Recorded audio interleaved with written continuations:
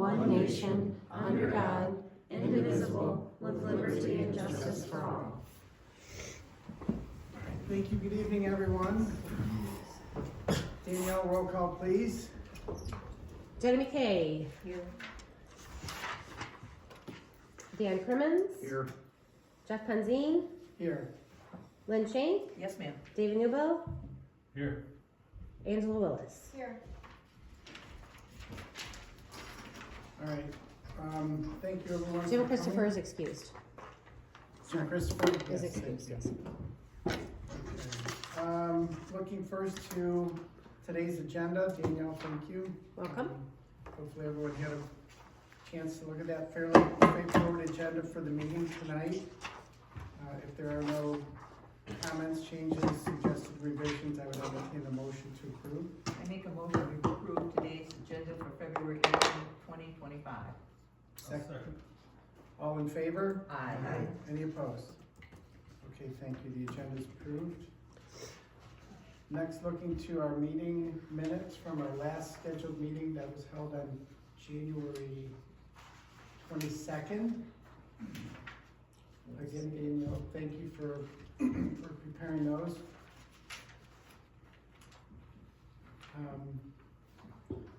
I looked them over. I found them to be acceptable as presented. Any comments, changes, questions on the minutes from our last meeting? No? I would entertain a motion to approve those. I make a motion to approve the minutes from the Planning Commission's meeting from January 22nd, 2025. There is a mistake. It should be 25. You have 24. It says 25 literally on the minutes. No, Oh, so it's just on the agenda. that's just on the agenda. Yeah. I apologize. So motion to approve, do I have a second? I'll second. Jen, was that you? All in favor? Aye. Any opposed? Okay, meeting minutes will be approved as presented. Thank you. So looking to tonight's agenda for old business. I believe the intention here was to have our trustee present, or just update us on some events or discussions that were obtained at last week's township board meeting. Mr. Christopher's not here. So Danielle, do you wanna? The annual report was approved by the Township Board as submitted on Monday, February 10th, 2025. And the Planning Commission budget for 2025-2026 fiscal year was approved for $10,000 by the Township Board on Monday, February 10th, 2025. That was easy. Very easy, okay. Was there any discussion regarding the budget revisions? No? That I don't know because I wasn't there and I was looking for Jim to present this, so I just pulled the minutes and got the minutes. Okay, wonderful. Well, in any event, both were approved without any issue. That's good. So looking to new business for tonight. Caitlin, thank you for being here. I guess just as an aside, I always welcome personally, and I think I speak for everyone on the commission, any opportunity we have to learn and be enlightened a bit regarding our roles on behalf of the township is very much appreciated. So that being said, the floor is yours. Alrighty, my distance remote is not working, so I may have to old school this and walk over and tap it. So let me go over there. So this general training, so you have everyone has the PowerPoint in front of them. This is very open forum, so if you have a question, just flag me, and we'll stop and we'll answer that.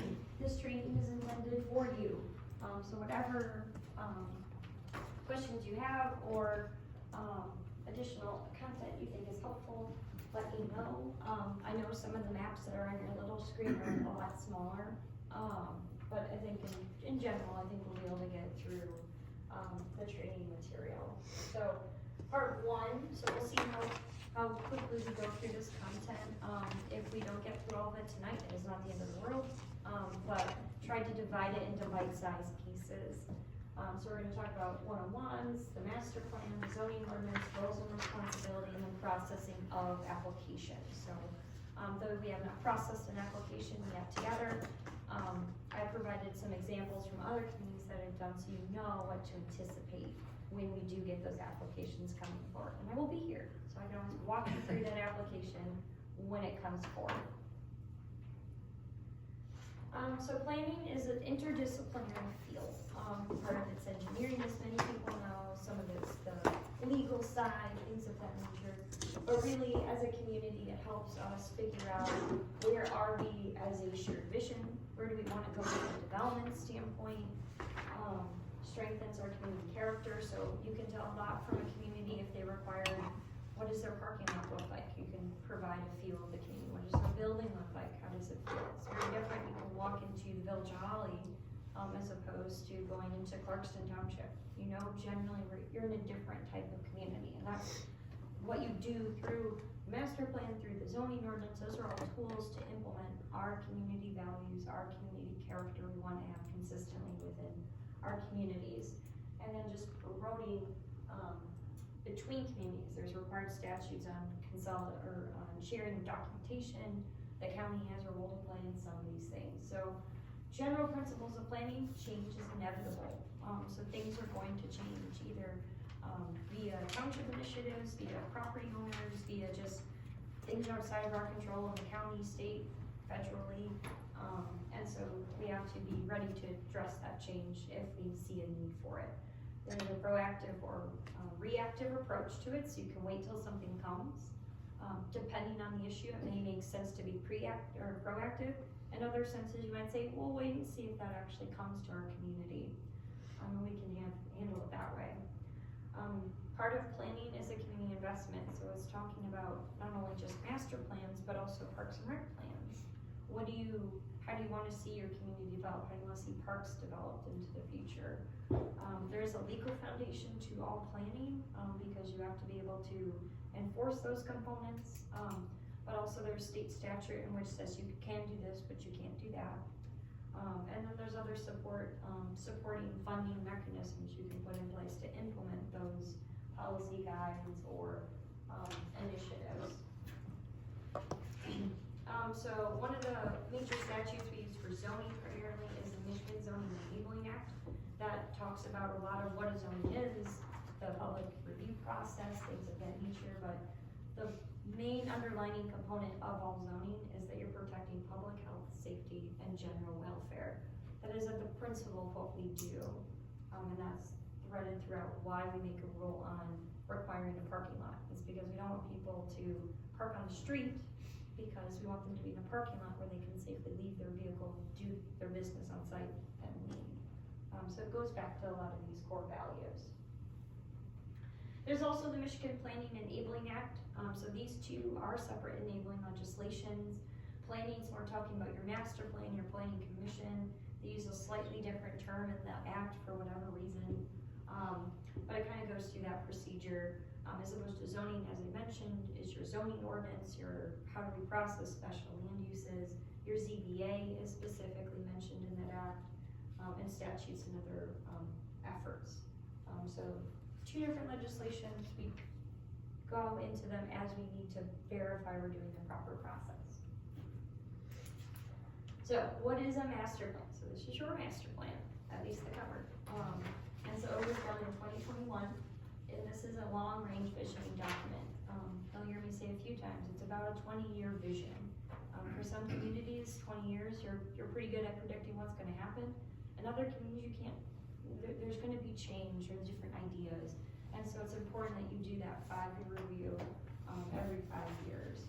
But the master plan helps you say where your community has been. So a good chunk of the plan, probably chapters 1 through 7, are all about your existing land use, your natural features. Where do you want to go is kind of your public engagement component. What are your goals, objectives? And the future land use plan is a big part of that. And then you have how are you going to get there. That's the last chapter, usually your implementation of your plan. And the biggest thing about implementation is the community picks when it's the right time to implement that objective or that action. So you can put a lot of things in there that you may eventually want to see, but at what point does it make sense to do this commercial design standards? It can make sense now, or it can make sense, you know what, maybe we need to wait 10 years for more development to build up before that's of interest to us. So one of the things, the reason you want to plan, is that the community has this vision. And so this is showing your recreation, specifically within your community. So it's a good chunk of your community that's part of recreation, and ensuring that you have a plan, not just the day-to-day stuff, but into the future, helps us figure out where do we wanna go when we have a rezoning decision. Do we have random commercial next to the township hall? No, we don't. We don't plan on it, and we don't want that. And so that's part of that, not just the day-to-day, but the longevity of our community character, our blueprint. What do we want within our community, and looking at the boundaries of our community. So the master plan, we do acknowledge there's limited resources associated with communities. We only have so much revenue that we can utilize in a thoughtful way. And so one of the things to keep in mind is incrementalism, which is taking a bite off at a time to slowly implement something. And that's important to do. And so I don't know how often the planning commission has previously looked at your master plan. But one thing to think is to go to your master plan and say, well, what is something we want to bite at this year? Is there anything we want to tackle this year, or is there nothing that is pressing, or things of that nature? Because if you put all this effort into this master plan and then just have it sit on a shelf, it doesn't do any good to help guide your community. Now, we usually pull those out for rezoning decisions, but the master plan can be so much more than just, are we supposed to rezone this commercial, industrial, multiple family? And that's hopefully the value to have with yours. So right here, as part of your master plan, we look at those different 5 attributes associated with it. One of the things I tried to do, and yours does in your future land use plan, so this is your future land use, I tried to color code the zoning, or the future land use classifications. So your future land use correlates to your zoning ordinance. So the master plan is the basis for the rules and regulations that we have in our community. So when we look at rural residential, that's the primary use in the township, and the minimum lot size is about 2.5 acres. So that's a good chunk of the community that fits in that threshold. The orange one is single family detached homes, where you're looking at 30,000 square foot minimum lot sizes. So that's a pretty big shift from 2.5 to 300,000. So that's looking at maybe like a traditional subdivision in a lot of ways. When you look at your commercial quarters, you have about 2. So you have your village hub, which is to have high design standards, is meant to be non-motorized accessible. So that's your person that's walking on the street or walking on the sidewalk. Bikes is usually something called non-motorized, but your retail, your entertainment, and your mixed-use hub. So that's taking place. The only area we have that commercial is over here, and then you have a little bit over here. Then you have your commercial corridor, where all things commercial are kind of taking place there. So you have your retail, but also your different mechanic shops and things of that nature. And then you have the Dixie Highway overlay. So that is the hatched area all along pretty much the 75 corridor / Dixie. And so the intention behind this is to have enhanced landscaping standards, so very beautiful landscaping. It's to have dark skies policy, so exterior lighting is downward facing. You have the sign ordinance to prevent too much signage going on there. Typically that's prohibiting pole signs, so there's a pole and a sign. Things of that nature, making sure there's not too many. Making sure that building standards are up to your concerns regarding building materials, architectural setbacks.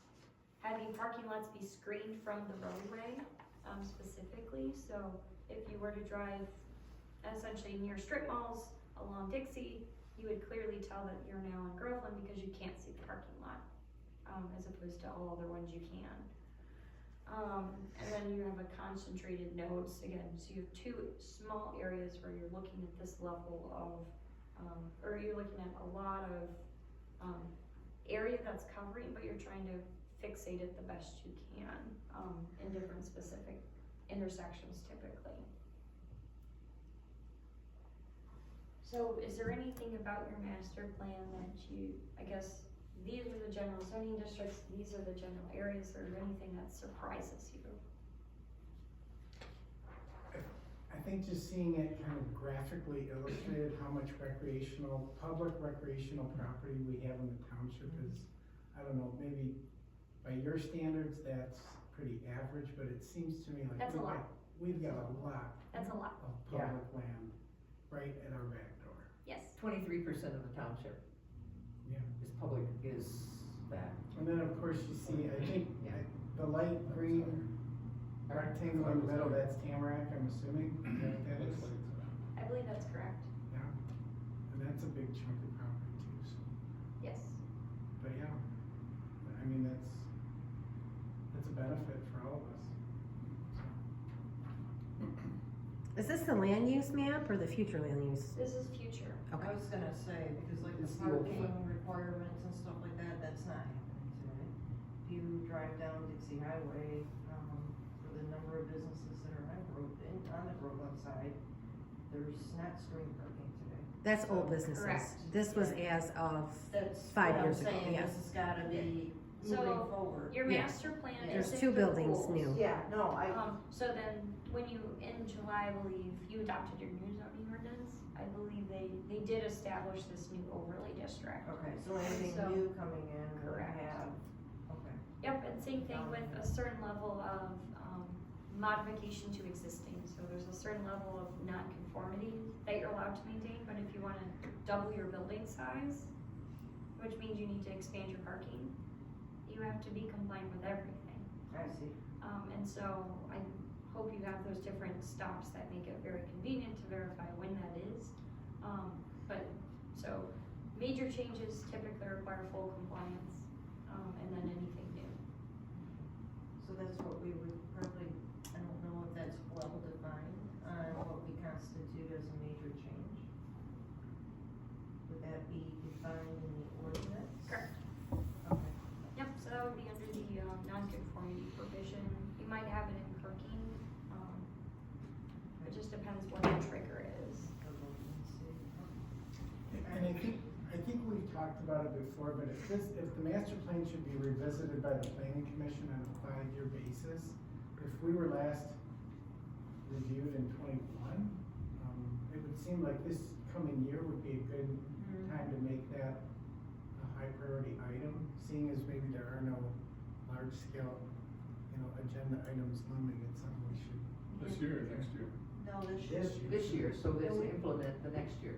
Yeah, and we brought that up Yeah. at the last meeting to maybe just pull it up and dust it off, especially with a lot of changes. We got a new planner, we got a new supervisor. Now's a good time just to go start agree. going through it. So. Good timing for this discussion. So, on that note, again, so a 5-year review, there is not a lot of guidance on what that entails. And so for some of our communities, we have some general metrics that we evaluate and say, so have you changed a lot of population? If the answer is no, then you're probably pretty consistent with what you wanna do growth-wise. Have you changed utilities? I don't think you guys have utilities in the township, is that correct? Okay, so there's different, like if you had policy shifts, I would say, we don't plan on doing an overlay for renewable energy, so I don't think there's a major policy adjustment that we have to do there. And so maybe it makes the most sense to just kind of do a summary synopsis based on a few different major factors that would cause us to make a change. If we see a reason to make a change, then we can go through that process. But if you like, again, those major, the future land use map makes sense, you're not surprised about the lot sizes that are encouraged and where they are, I would say generally speaking, your plan's probably pretty good for another 5 years.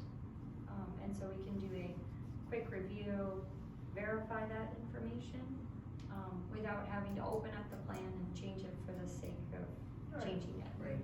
Absolutely. I don't think you probably have the 2020 census data if it was adopted in 2021, would be my hunch. But again, that's probably not significantly different than your last data that you pulled from there.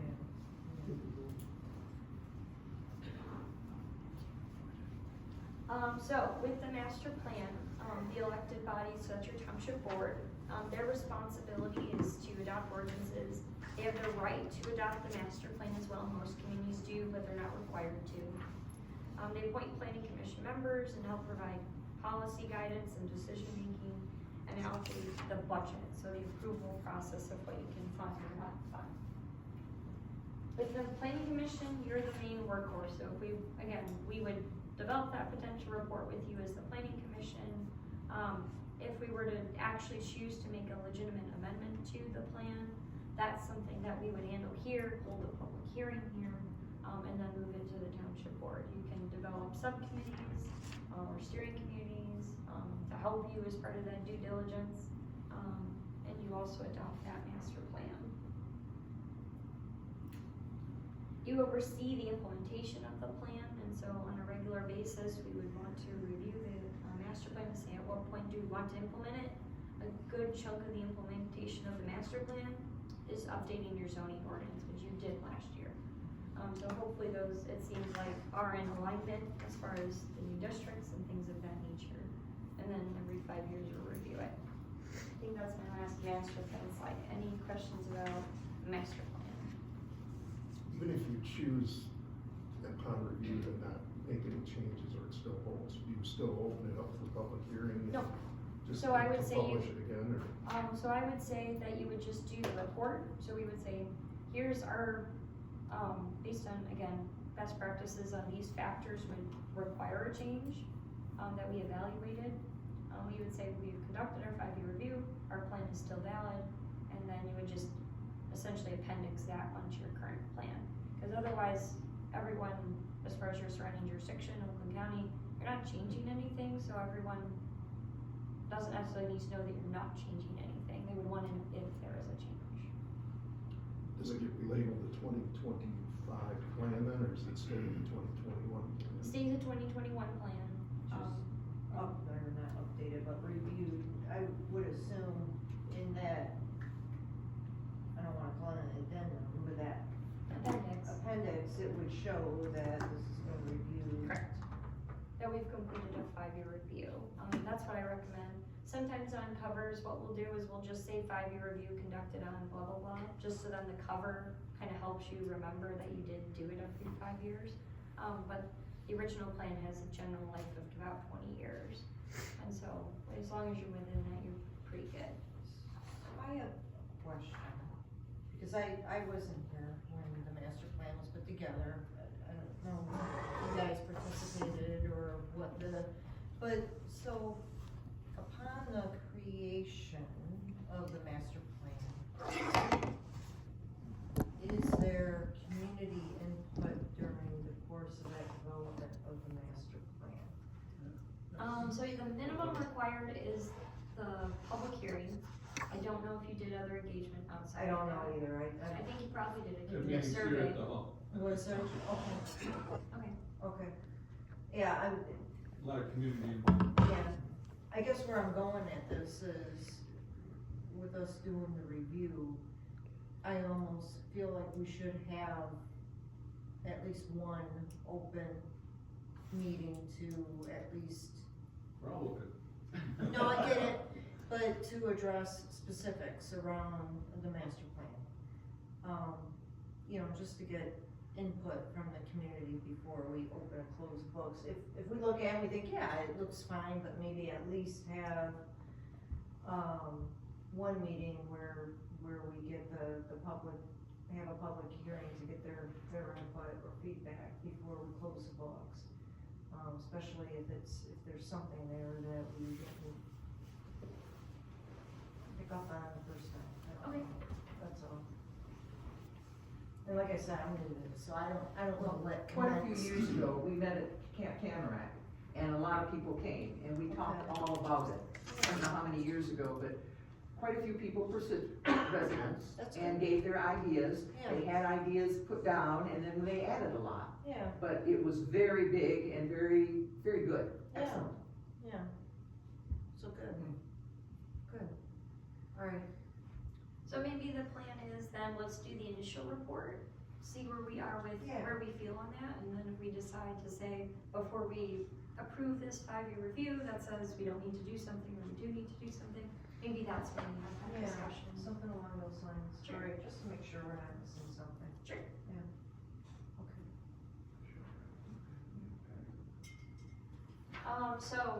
Taking a quick shot of your, implementation plan, so here's the kind of top highlights, associated with it, so I put check marks on things you've already completed, as part of this, so, you've already done your overlay district, you've already identified, the Dixie Highway Road Corridor, I don't believe it's been explored non-motorized transportation, between all the recreational areas. I don't believe the development of a historic commission has been completed. And then you have completed incentives regarding concentrating commercial with the updating of your zoning ordinance. Develop a comprehensive vehicle and bike pedestrian strategy, in the overlay. I didn't put that officially in there because it's not something you can put in your zoning ordinance in the same way, so that would be something separate. And then you have the permits, great, wider variety of uses in M15, and that would have been part of your zoning ordinance kind of effort. So you guys are already slowly implementing your, plan, and you can choose then later on, maybe the following year, do we decide to do that historic commission and things of that nature. As I mentioned, your master plan is part of that 20-year vision of your community, and you want to ensure that, again, every 5 years you kind of check in. We have in the master plan, again, those long-term goals versus the short-term goals, and we choose when is it appropriate to implement those specific strategies. This is required content as part of the Planning Enabling Act, so I won't go through each of these. Your plan does have all these things, so that is a good thing. And so now we're gonna shift gears slightly and say, so now that we've gone over the master plan, it's the basis for your zoning ordinance. And so the master plan's long-term, it provides a general guidance, it says generally some policy directions. You have your future land use map and your goals and objectives. Your zoning ordinance is what you can do here and now. It's what's in the box, what's not in the box. If it's in the box, you can do it. If it's not in the box, then you can't do it. And so it's immediate, it's regulatory, it's something you can go and enforce, and to ensure is taking place. So the zoning map is what properties can do, again, those boxes. And zone R1, you can do everything in the R1 box. As opposed to your future land use, it's a broad brush. Generally speaking, we want it over here, generally we want it over there. And you have that direct correlation. So if a rezoning comes forward, where you want to change the zoning map, you look at your future land use map to say, is this consistent with our vision? And then the where and how uses are used and utilized, as I mentioned, that's all of the different zoning regulation kind of go to that effect. Okay, so the purposes for zoning ordinances. Too soon for the battery slide maybe, but because that's a battery storage facility. But we want to make sure that we have a purpose for our zoning ordinance to regulate, to control different things coming about. The general purposes is to ensure we're protecting property values. We want to make sure we're protecting natural features, we're preventing nuisances, ensure land use compatibility, prevent overcrowding, and then prevent overuse of land. So using things that's beyond the scope that makes sense for that district, kind of going back to compatibility. That don't make sense in any community. And so with zoning, as the primary tool, you implement your master plan, it helps shape your community because we say where uses can be, what level of detail needs to be provided to those sites, and facades and parking. Zoning is based on, again, your master plan. A lot of zoning regulations and decisions run with the land. They do not run with the applicant. And so it's very important when you're making a decision, it's not about Viper or Vesper or whoever is the operator who says, I'm going to do this, and it's a gentleman's handshake. It is, these are the rules. This is what we put in writing, you want these rules, and we're going to make you live up to those. And so that's the most important thing when we're making decisions, either conditions, those tie with the land, variances, which is done by the zoning board of appeals, they run with the land. A special land use, it doesn't matter if the, let's say if it was a trampoline, outdoor, whatever place, that business shuts down and then a new trampoline place goes in, they don't come back, they already have the special land use, they didn't increase the size, so they can just keep going. So that's the thing to keep in mind is, though you would like to have good faith in applicants that are here, it's important to think beyond the applicant, because we are looking out for the township's best interest, and that longevity. The township will still be here in 5 years. We don't know if the applicant will. The other thing with, again, our zoning decisions is they are permanent. As I just mentioned, it's not just the 5-year vision if they plan on living here together. Some of our uses are temporary, so we have the Wren's Fest that goes into season for a period of time and then it's done. So different things of that nature. Ordinances do provide expirations for those approvals, especially if they're not implemented. So variances, I believe yours is 1 year. If they are not enacted, they're revoked. And the same thing with site plans, they will 1 year validity and then revoked. Part of the thing is you don't want to have a site plan that was approved 20 years ago. And then suddenly someone comes with paperwork and says, I'm ready. Yeah. What happens if the neighbors change? What happens if all these different, our zoning ordinance change? We want you to have the rules of the current day, not of 20 years ago. So that's the important validity of those decisions. If they're not implemented, that's why we want to pull those back. So with your zoning map, so this is yours for the township. It's what you can do here now. If you want to change the zoning map, it must be a rezoning. And that's part of a public hearing procedure. If it's not clear what the zoning is, I don't know that with modern day technology that's as much of an issue. There are still communities that have a map and they have colored in with crayon what properties are what, and good for them. It works for them. But sometimes those boundaries can be a little tricky as lots split time and time and time and time. So if there was an interpretation issue, that's something that we could do. I don't believe you have too many properties that are split zone, is the term we use. So it's the idea that there's one property, but it has 2 different zoning districts on that property. So in modern day, that's the only real example when you have the ZB interpretation is at 100 feet up on the property, or is it 200 feet, or where is that dividing line within that subject property? So that is your current plan, and it is similar to your zoning, or to your future land use, but not the exact same. And so, this is where we are, that's our zoning. Our future is where we want to go. And so, this isn't again meant to be a apples to apples exact component, it's just a potential future. And so there is some level of flexibility based on a project or a thing that comes about, in which we would see this be different.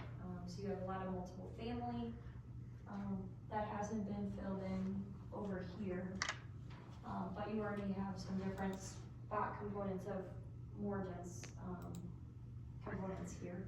So your ag area, so the green on the where we are now map, your zoning map, you anticipate a lot more of those being able to be a lot smaller lots. Because, sorry, got that backwards. You have more single family focused in density in your future than what you currently have in your zoning.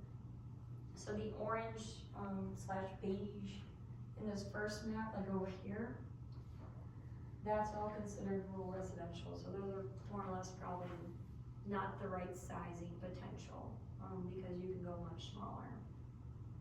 But eventually, again, people trigger rezoning on their own as applicants. The township does have authority to initiate those, but I don't, generally it's not within our political will to encourage those changes to just happen. So that's, again, broad brush is your future land use. Generally, these areas is where it makes sense to do X, and your zoning is where you are right now.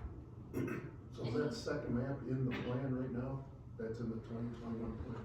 Correct. Okay. So the where we are, this is where I'm kind of confused, because the green, right, which is public recreation, and you go to where we wanna go, and it's got the private recreation in there, and I thought, it's hard for me to read the streets or the roads, but I thought that blue, the lake, I thought that was Tamarack. Yep, Am I so not? in your. Which has already been there for a while, so. So I don't know why your previous planner pulled out public versus private recreation, because in your zoning, you just have one recreation zoning district. Oh, okay. So I think maybe one of the reasons is they wanted to clarify how much is public land that you don't get Maybe. taxation from, or that you Yeah. don't really have as much control over, as opposed to private recreation, which is kind of focused in those specific areas. The other big difference is that your private recreation, I believe that's part of Mount Holly slash the Ren Fest over here. Future. Right, yeah, And then it's all commercial yeah. in your zoning. So Okay. I don't quite know why they need a zoning district that doesn't correlate. Yeah. But we will work through it as it comes Yeah. out. But those are some of your major differences. I always like a 1-to-1 ratio, and you generally follow that, just so then it's easier to figure out in a rezoning decision, what direction do you wanna take? As long as it's a neighboring property, it's easier to justify that. But the only thing I would be nervous of is if something next to Tamarack says, well, I would like to be commercial. Well, in our future, that's not the same thing, but then if you look at your zoning, you say, well, it sure kinda seems like it. But again, it's not recreation, we have a commercial, future land use classification, that's not there. So we have a very easy way to say no, but, with how it's currently structured, I think it could be simpler, for the future land use purposes. If you wanted to clarify that that's where Tamarack is, you just kind of put a text bubble and say Tamarack. Well, the other confusing part is that there's also private recreation to the right of Tamarack, which is.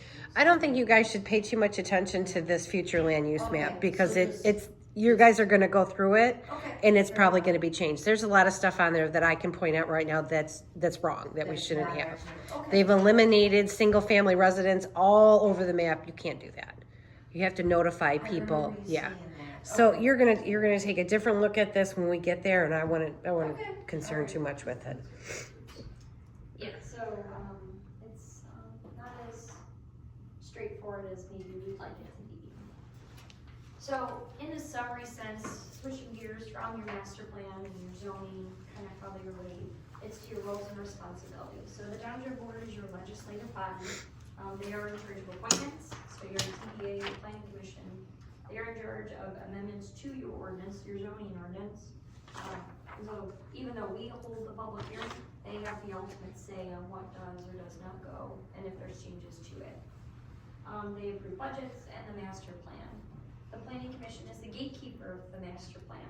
So for instance, if you say you would like to make these changes to your master plan, you adopt it, and the township board says, we actually wanna do something else, it has to come back to the planning commission for your blessing before it goes there. So that's the only document that you go, no.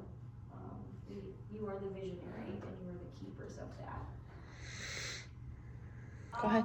You did Jeff's not- got a question. I will ask it. So, putting in context of, one of the huge challenges we had last year, and there's folks who are here tonight probably as residual because of that issue, was the WIO. And out of the commission came a recommendation for approval, 5-2 vote. What did the township board do with that? I know there was a change of leadership as far as the election outcome, but where does that stand currently when we look So at? it's waiting to be put on the township board's agenda. I don't know, if the supervisor knows exactly when he was planning on doing that. I know we had talks about if we wanted to do like solar commercial with it. I said we really wanna bundle that separate. But that's something that, is waiting to get action. So, which brings me back to something that you had in the basics. Yep. An earlier slide, that an ordinance may provide for expiration of approvals if not acted upon. So, will that recommendation for approval, does that have a shelf life for expiration? Nope, just because of how the application was processed, Okay. associated with it. Okay, so it's before the board for action. Correct, and the other thing to keep in mind is that, He's scared he's gonna get it back. the other thing to keep in mind is when you do the, amendments to a zoning ordinance, you have to do a publication notice within so many days, and then that's the effective date. So there is a certain level of grandfathering with those amendments as you live in your zoning ordinance. Right. And so that's part of the thing too, is that those, I don't know, expiration probably wasn't the right term for that, but there are effective dates that are different.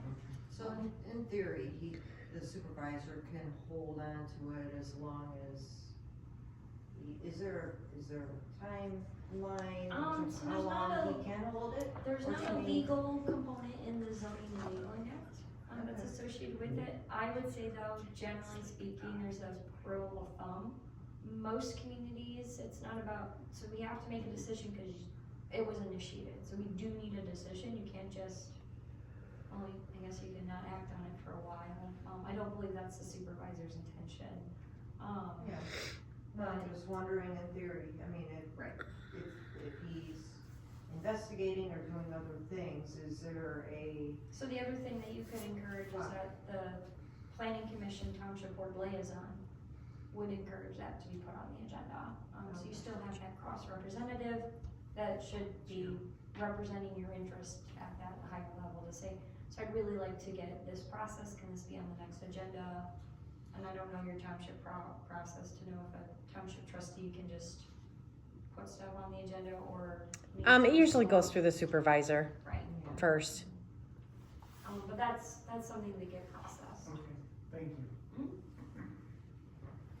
And then your ZBA, so, the zoning board of appeals, so they approve variances, so exceptions to your rules that you have, because we can't plan a community with one rule book perfectly, so we try to provide an extra level of flexibility that's very site specific.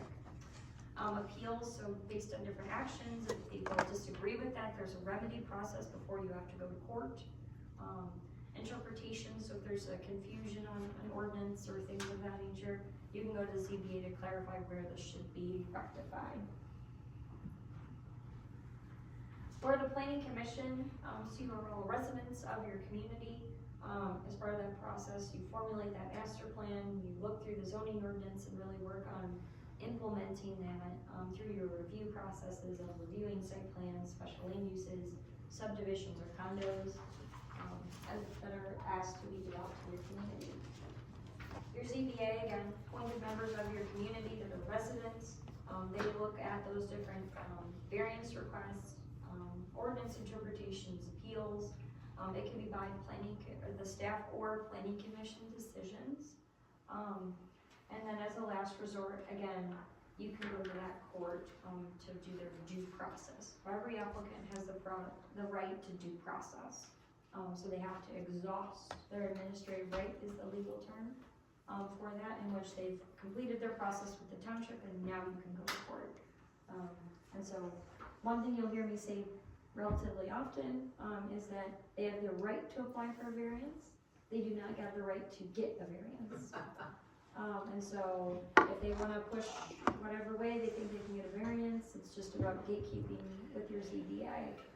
But they have the right to apply. If they think they can waive all the landscaping requirements, okay.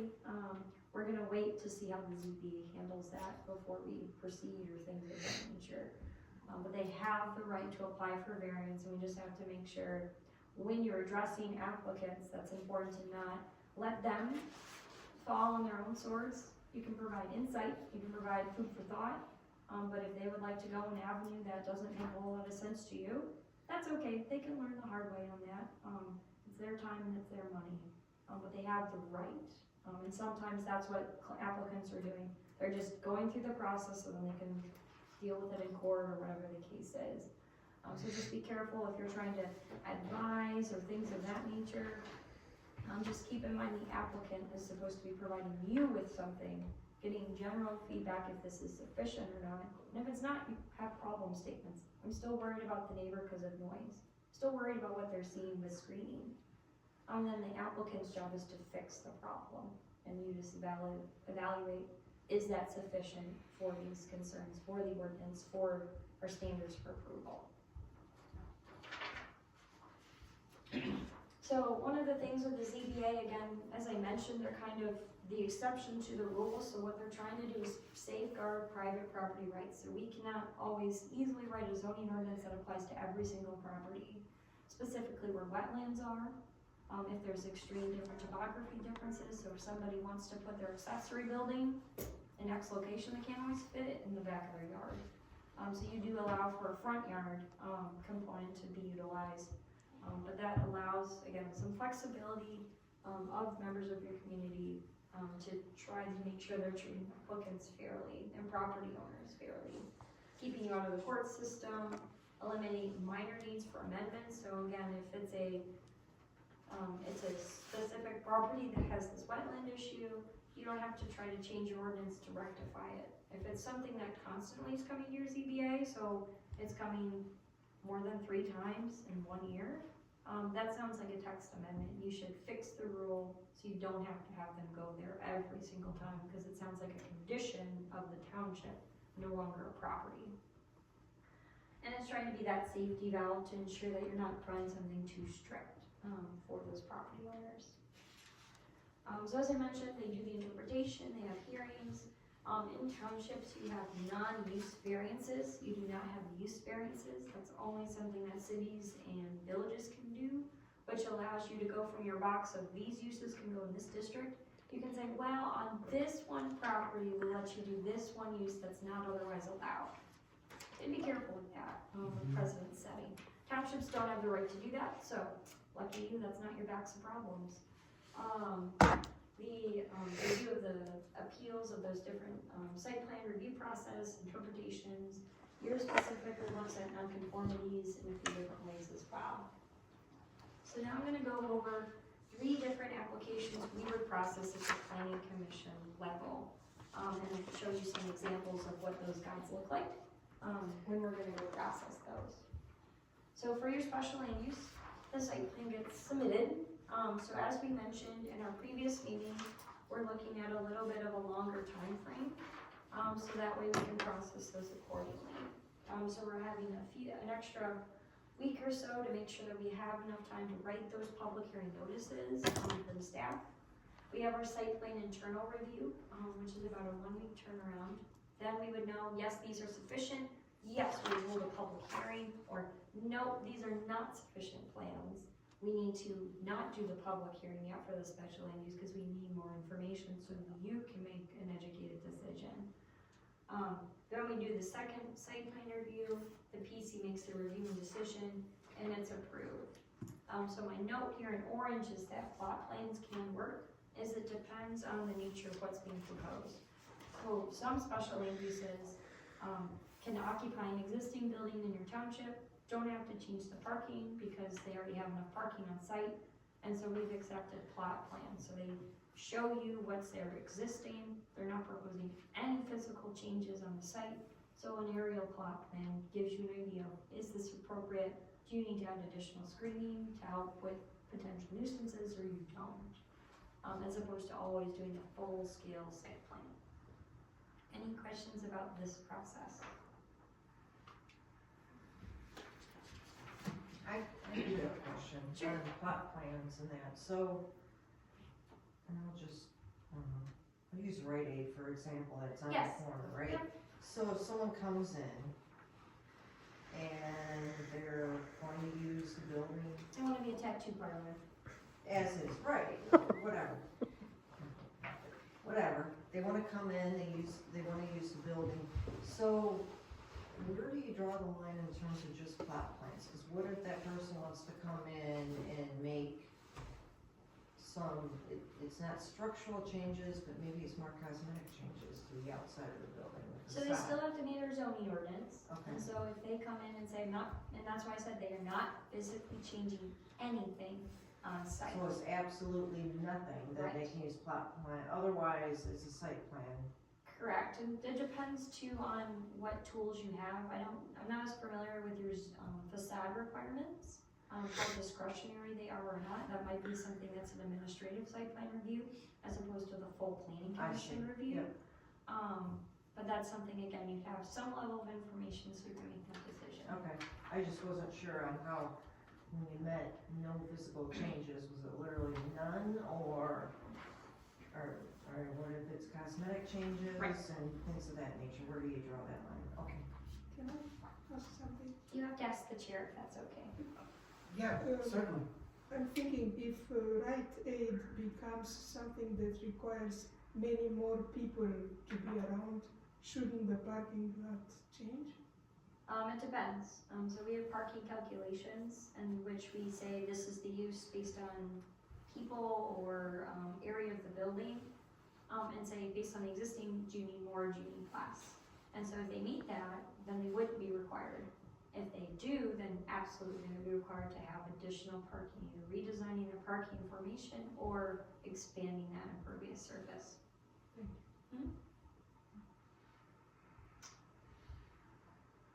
So one of the first things you'll get from me on your special land use analysis is this handy dandy table. And so this has been customized to you, looking at your special land use requirements. And so in the gray box, you have all your different standards. So A, B, and C are shown on screen, but you have many more. And so what I would do is I would fill out your fact finding per component. So I would say this person's proposing one driveway. This person is proposing a green belt on the east side next to residential.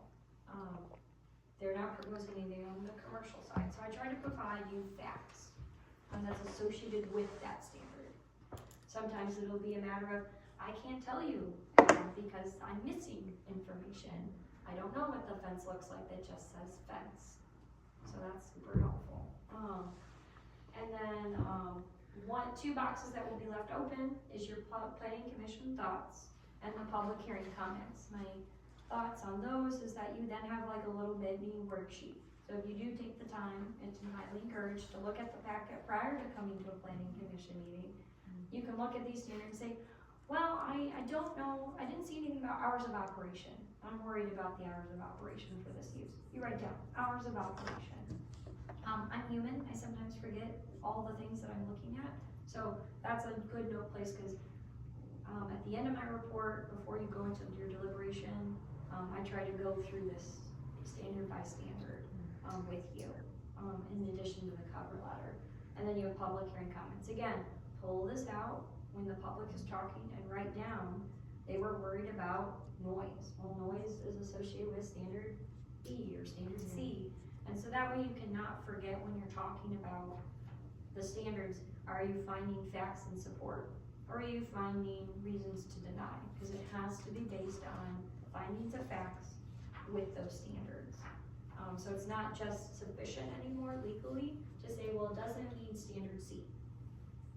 You have to say it doesn't meet standard C because they have not provided sufficient screening or they have not provided adequate dampering of the new noise nuisance they're proposing. You have to go one step farther, partly so then they can litigate you later with more detail. So hurrah.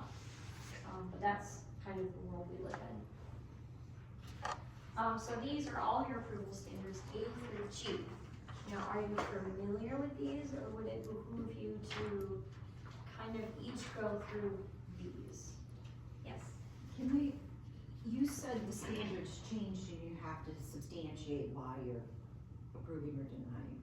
Is that something new or is like legally So or is there's- that because we now have you and we're making sure we're dotting our i's and crossing our t's? So I know that there's case law associated with it. So another jurisdiction got sued, and then all of us learned better by it. And so I don't remember exactly what year that took place, but that's not a uncommon oops communities do, so like Orion Township has done some of these oopses and not stating their standards, they know better, but that's something that, again, you just have to keep yourself abridged, and make sure that when you're making those motions, you're keeping them in the back of your head.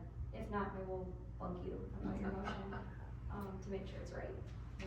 How do you handle if the special use also falls under some state or federal requirements that we're not aware of? How do you know? you're So not there's a gonna conflict? catch-all requirement under your zoning that requires that they must meet all state and local requirements, county requirements, things of that nature, federal requirements. One of the things to remember is we can't control what the county, state, or federal, so part of it's how enabling legislation works, so the federal has the most power, and they say the states can do X, and then the states say, counties can do X, and municipalities can do X. And so we are farther down the chain, and so we can't tell the state of Michigan, their police station has to be X. We can't tell the schools, because they come from, public schools come from the state. They are our equals, so we can't tell them, no, this is the sign you must do, because they're state property. Most state jurisdictions will play ball with you because they don't want to randomly have something that's not consistent with the community, but they do have this state power to not follow your rules. As far as like, if you're talking about eagle requirements or things of that nature, again, we can't control what eagle requirements are, but we do require a copy to verify that you went through the right process before you start construction on our end. So we try to gatekeep the best we can to say, if you do any permitting through the road commission at the county level, if you do anything through Eagle, we want a copy that that process got finalized. And did that change your site plan? Because there's a certain level, there's a certain level of administrative, you can change these things, but if Eagle says, sorry, your gas station underground tanks cannot go there, they have to go 100 feet that away, well, that's a totally different plan from our perspective. We will revisit that and then evaluate, is that still sufficient with our special use, with our site plan? So even if we've approved the plan, if another entity comes in and says no, then we get another shot at it. Correct, depending on the nature of those changes. Proper process for me though is to check all those. Like I need the report before it's fine from road commission. I need that before it's final. I need soil erosion before it's final. I need things need to be checked off for our checks and balances. Same thing with the bus. If there's 5 or 6 different reports that need to be done by the state, I will have that as a checklist so I know that I have them before we proceed with anything. That's all administrative stuff though that I'll find for you guys and give to you. So do you want to go through each of these standards, or do you feel like more or less you understand what each of these are getting at? Can you go through them briefly? Yep. Right? I mean, just. So, one of the biggest things is standard A. It's in accordance with your general objectives and intent and purpose of this ordinance. So part of that is we put the setback for where buildings can be because we want it for our open space persons. We worry about fire code, so we always want it to be 10 feet away from the property line. You can have different things like landscaping. We asked for this level screening so you're not causing a nuisance. So those type of things is what you're looking for.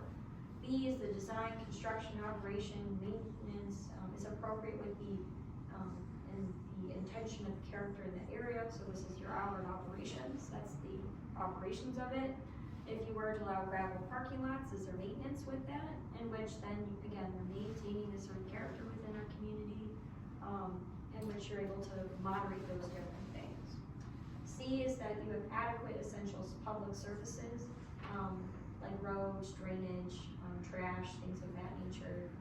So making sure someone's doing the right thing. So if their parking lot is an absolute mess and you can't get a fire truck through it, that's a problem. And so we can say, sorry, this doesn't make sense for our fire department, and so we're not approving this because it's not safe for this component. D is that it will not be hazardous or disturbing to existing or future and new neighboring uses. So existing is your zoning, or the actual land use, cause zoning doesn't always correlate with what is actually there as an operation. And your future is looking at your future land use plan. So if you plan on eventually that property being residential, that could be something that's different as opposed to it being a farm field right now. And so you may still want to have some level of additional screening, even though they're not there now. You got one shot at it unless they come back and do major changes to that site plan. So that's where we're looking for those things. E is that it's not creating essential or excessive additional requirements at public expense. So this is probably talking about infrastructure, it's talking about roadways, it's talking about police or fire services, that again are in excessive of what the community is. So this is like your Tesla manufacturing facility. You don't have the ability to handle that in your community, and so it doesn't make sense for this use to be X. F is that it's in accordance with all required conditions of the district. That's self-explanatory. And then G is that it does not cause substantial injury to the value of other properties or neighbors or detrimental to the applicable zoning district. So this one's a little tricky. It is not based on perceived problems. It's based on the injury of value to properties. And so you have to watch a very careful line, because what someone perceives will hurt their property values unless you have some data to back it up. That may be a harder argument to follow. So if you're thinking that you don't want to prove something, it's best not to always just go with G. It's best to say it doesn't meet G, B, C, D, F. Because again, to talk about property values and how I feel about how it's going to impact it, that's harder to say because that's not as fact-based. It can be very valid, but it also can be invalidated. And so we want to make the best decisions, especially in denials, that we are making sure we have all those facts in line and using it accordingly. The other thing to keep in mind is that are there different factors in which they're proposing to mitigate the potential injuries? Are they increasing their setback? Are they putting in different structures or things in place so then you can't see that, or a nuisance, or things of that nature? That all goes into play. What are they offering to make sure that it's minimized or eliminated? Site plan review. So again, we have a new handy dandy process that'll take a little bit longer, but will provide you better quality plans. And so they'll submit their application.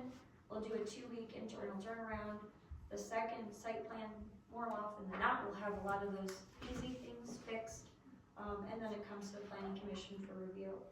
After the planning commission reviews it, it then goes to an engineering review.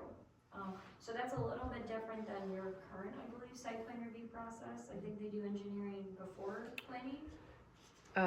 It's the first meeting, the site plan review, then engineering, and then final. Right. And so that's something that's not incredibly unique. It's just a much slower process. So engineering site plans have additional data that's put into it other than the general cursory, the drainage goes here, it has enough to do with X. And so it's not uncommon that that's more of an administrative step, as opposed to having to come back to the planning commission to wait a whole nother month to make that decision on a very technical area. But we'll follow what the current requirements are. The other thing that takes place after the engineering review, and that's civil, is when you do building plan review. So that's your building, that's your fire code. They're looking at different facets. They do look at the site plan, but now they're more focused on the interior of that building. Then you have your construction, your inspection for compliance. So I'm not sure the current township's policy on that, but it is important that you do that to make sure when you said that landscaping was required, that fence was required, you make sure that it's there before they occupy the building, because it's easier to encourage someone to do what they promised and they contractually are obligated to put in your site plan, than it is to say, well, now you're opening, you're operating, you're making money, and are you as motivated to put those facets in place?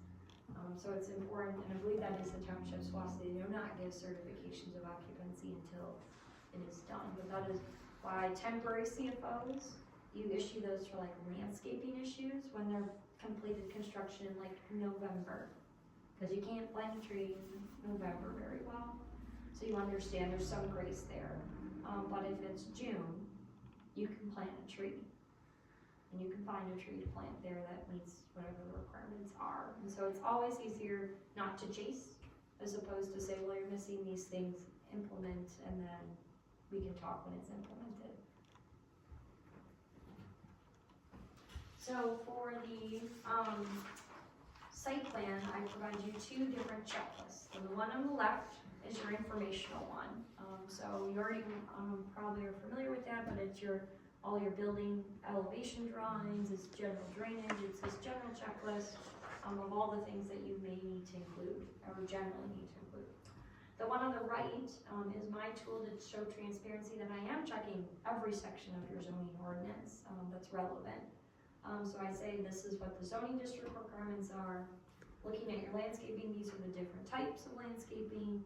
These are how they complied or didn't comply with those various options. So one, this is a tool for applicants. They can get this ahead of applying, so they can go through and say, Caitlin's gonna look at X section, X, Y, Z. They can navigate our ordinance a little bit better, define those provisions, because I do it based on section.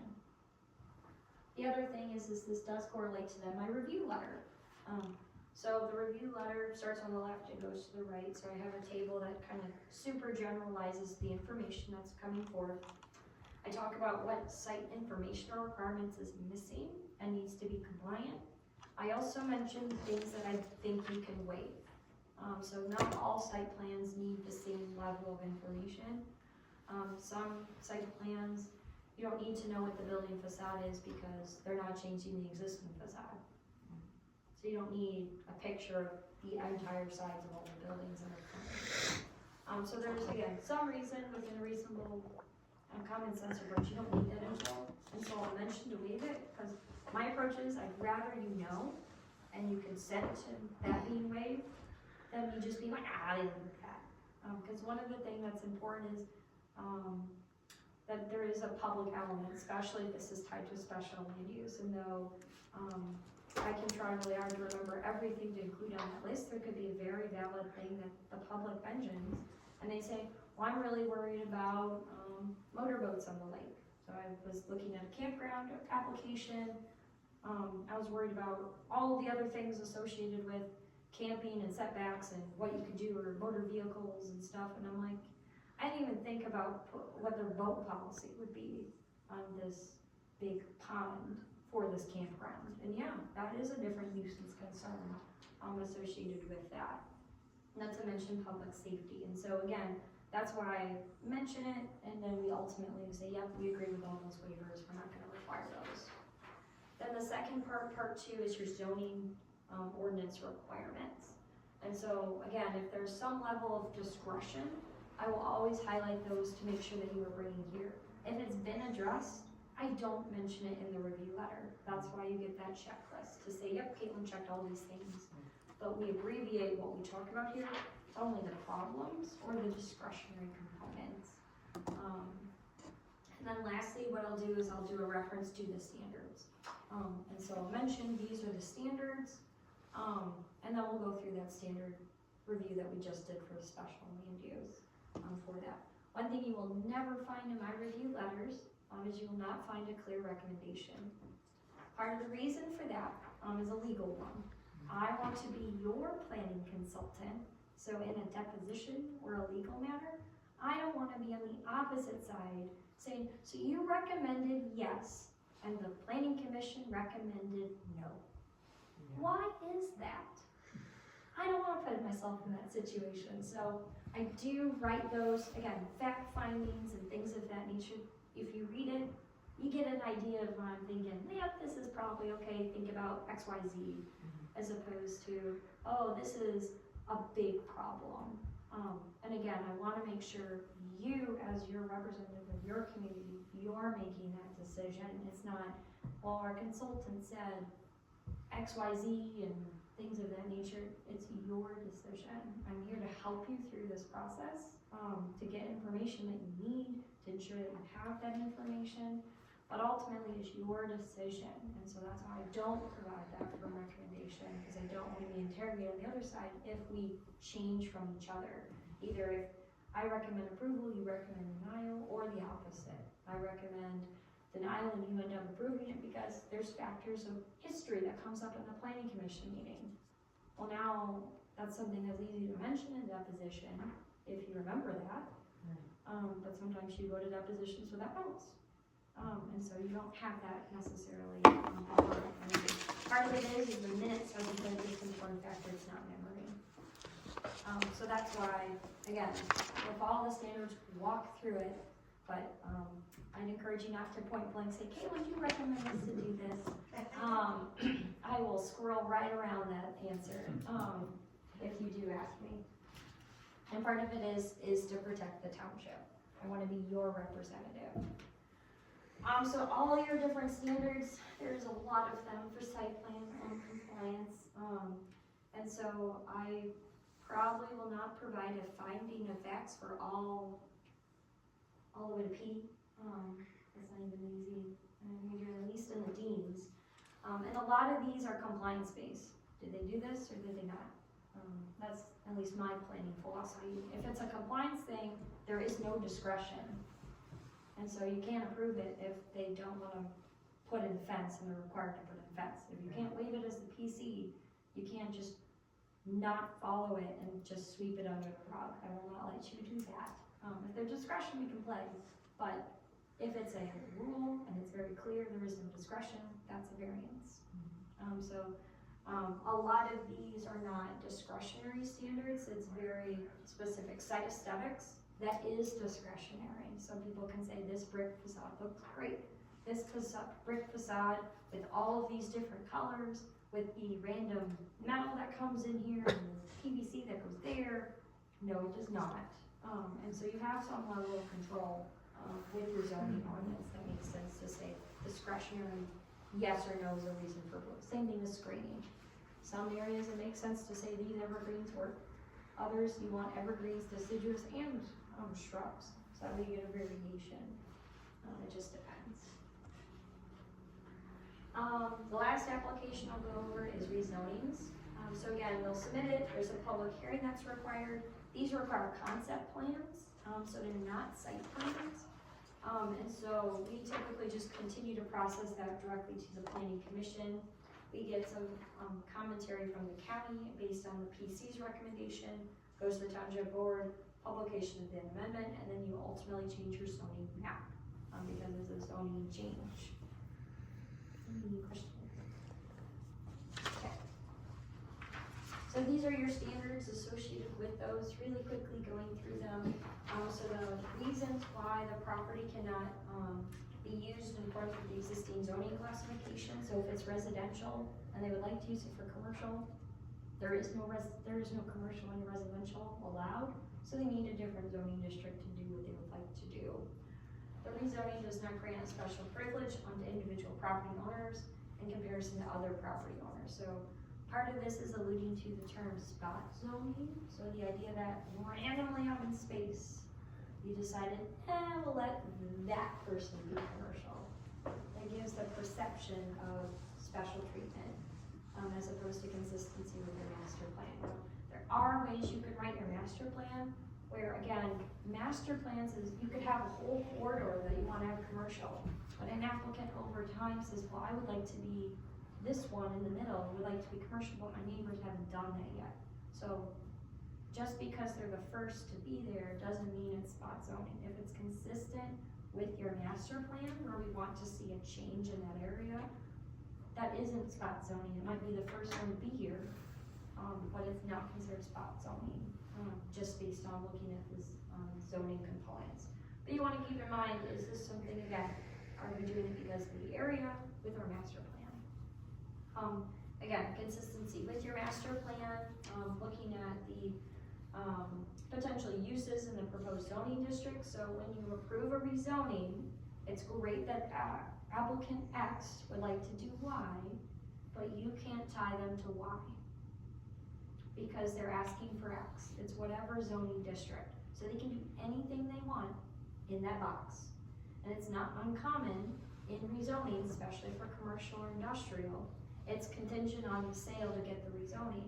So maybe there's an initial buyer, he wants to have be industrial, that buyer moves forward and then he says, oh, you know what, I found a great spot somewhere else, or you know what, the bank stopped financing me on the interest rates, I'm gonna pull out. It's still industrial. 2 years later, if someone else comes in and says, I would like to put X there, it's in the industrial zoning district, well, we have to process that. So it's important to remember, rezoning decisions run with the land, not the person. The only thing I would do an asterisk towards is conditional rezonings. And again, those are completely voluntary. So you cannot put a condition to say, well, you must eliminate XYZ uses on this property. You'll hear that during conditional rezonings, that you would eliminate what uses can be used, but that has to be the applicant's voluntary free will in writing. So, if you guys have been at the Village of Holly, you know the old elementary school that got converted to the event venue. Oh, yeah. So they did a conditional rezoning in that neighborhood, and they took off it's B2, but you can't do a gas station there, like ever, because that is a use that's allowed in B2, but isn't appropriate. So we said, take out everything that's not appropriate for being next to a single family residential neighborhood. So they took out those type uses, they kept office in there, because again, that's more compatible. But again, that's when you hear those discussions is conditional, and it's recommended we save problems. We're worried about all the uses in the district, so would you be willing to do a conditional in which you choose which ones are inappropriate for the surrounding area? The other one is talking about available utilities and public services. So again, your Tesla facility that randomly wants to be over XYZ because they got a great deal on the property. That is not a reason we approve rezonings, is because it's your convenience, because of where you got a good deal. Same thing with your community, if you have a 500 unit housing development that wants to come in, that's significant, depending on where that would be. And so this could be something you say, whoa, we don't have the infrastructure to support that, especially there, and we can say no because of that. You can look at the capacity of the safety or effectiveness of traffic in the area. So though we don't permit driveways, again, there's a certain level of common sense does apply here with certain levels of traffic. If it is a major employer like a Tesla manufacturing facility, you're gonna have major shifts, you need more lights. Does the road commission support all of that infrastructure investment? If the answer is no, then industrial doesn't make sense here because it's not a major thoroughfare. It's on a dirt road, it doesn't make sense. Boundaries of that proposed district and the surrounding area, and the scale of the future development on that site. So again, you're evaluating the intensity that's proposed as part of that. Any questions?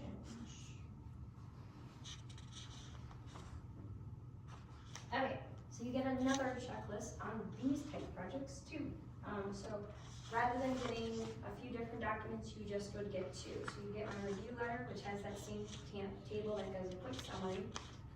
I provide then in the next section of boxes, I say what is the related future land use purpose? What are the location criteria there with the one they're proposing? What are they currently? And then looking at your zoning ordinance to say, well, what is that actually gonna look like when it comes into this community? And so I highlighted yellow then key phrases based on that application, so then it's even easier for you to pick up on those subtleties of this is appropriate, this is not appropriate, because we don't allow, this is future classifications for residential. They would like to be commercial, like a hotel on Dixie next to the Haunted Mansion may not be compatible, things of that nature. The other thing you'll get is similar to the other standards, is you'll get the standards, and I do my fact finding. So in there again, I list everything that I think is relevant to that standard, and then you're evaluating, you have those 2 boxes that you can then write in, as you see fit, while you're working through the material. Questions? Do you review the plan too to see if it's way off of what the future plan is or not? Correct. So so I give you a copy, I guess I did provide it, over here. So I tried to provide you an aerial, so Oakland County has their great aerial property search thing, so I try to give you an aerial view of what's going on there. I provide you what is in the future land use and your zoning in that general area. Again, though I might stick to text in some capacity, because that is important, we're also gonna provide you a snapshot of what's right there, so you don't have to try to squint and look at your future land use map to say, so what's around here? No, I take a screenshot, zoom in, and blow it up, so you can see what are the adjacent areas.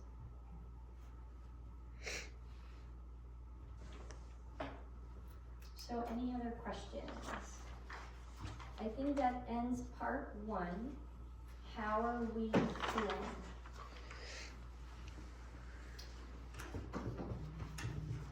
You feel like you got a little bit more gas in the tank, and then you'll give me the high sign when you're like, we've had enough. Well, this is for taking a break. How much time is left? So each of these, though, there are more topics. These are quicker to go through. They So, are. these, I would say might have about 20 minutes or less. 20 minutes.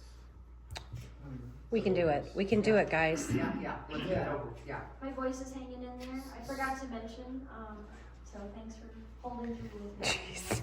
She didn't have a voice yesterday. I sounded like Eeyore. Like five octaves way too low. So that was good. That'd be Look funny. across your eye. Oh no, I'm good. Well, yesterday though, I could have prank called a lot of people. You need more water? I might actually fill up on my water. Okay, go. Okay. Oh. Caitlin, come this way. Don't drink that water. Drink the filtered water. Oh, okay. The only reason why I say that is because I don't know the salt and the filter situation Oh, okay. right now. Don't know what's in that water. I don't know if our softener's working is the thing, so, and she's just has a newborn baby and I don't want anything getting to the baby.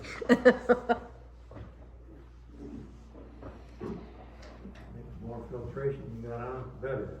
Yeah, and either it's because we don't use a lot of water here, it's, it's not like anyone's showering or doing dishes here. We just haven't had to put salt in it in a very long time, so Supervisor Scramlin's gonna look at it tomorrow.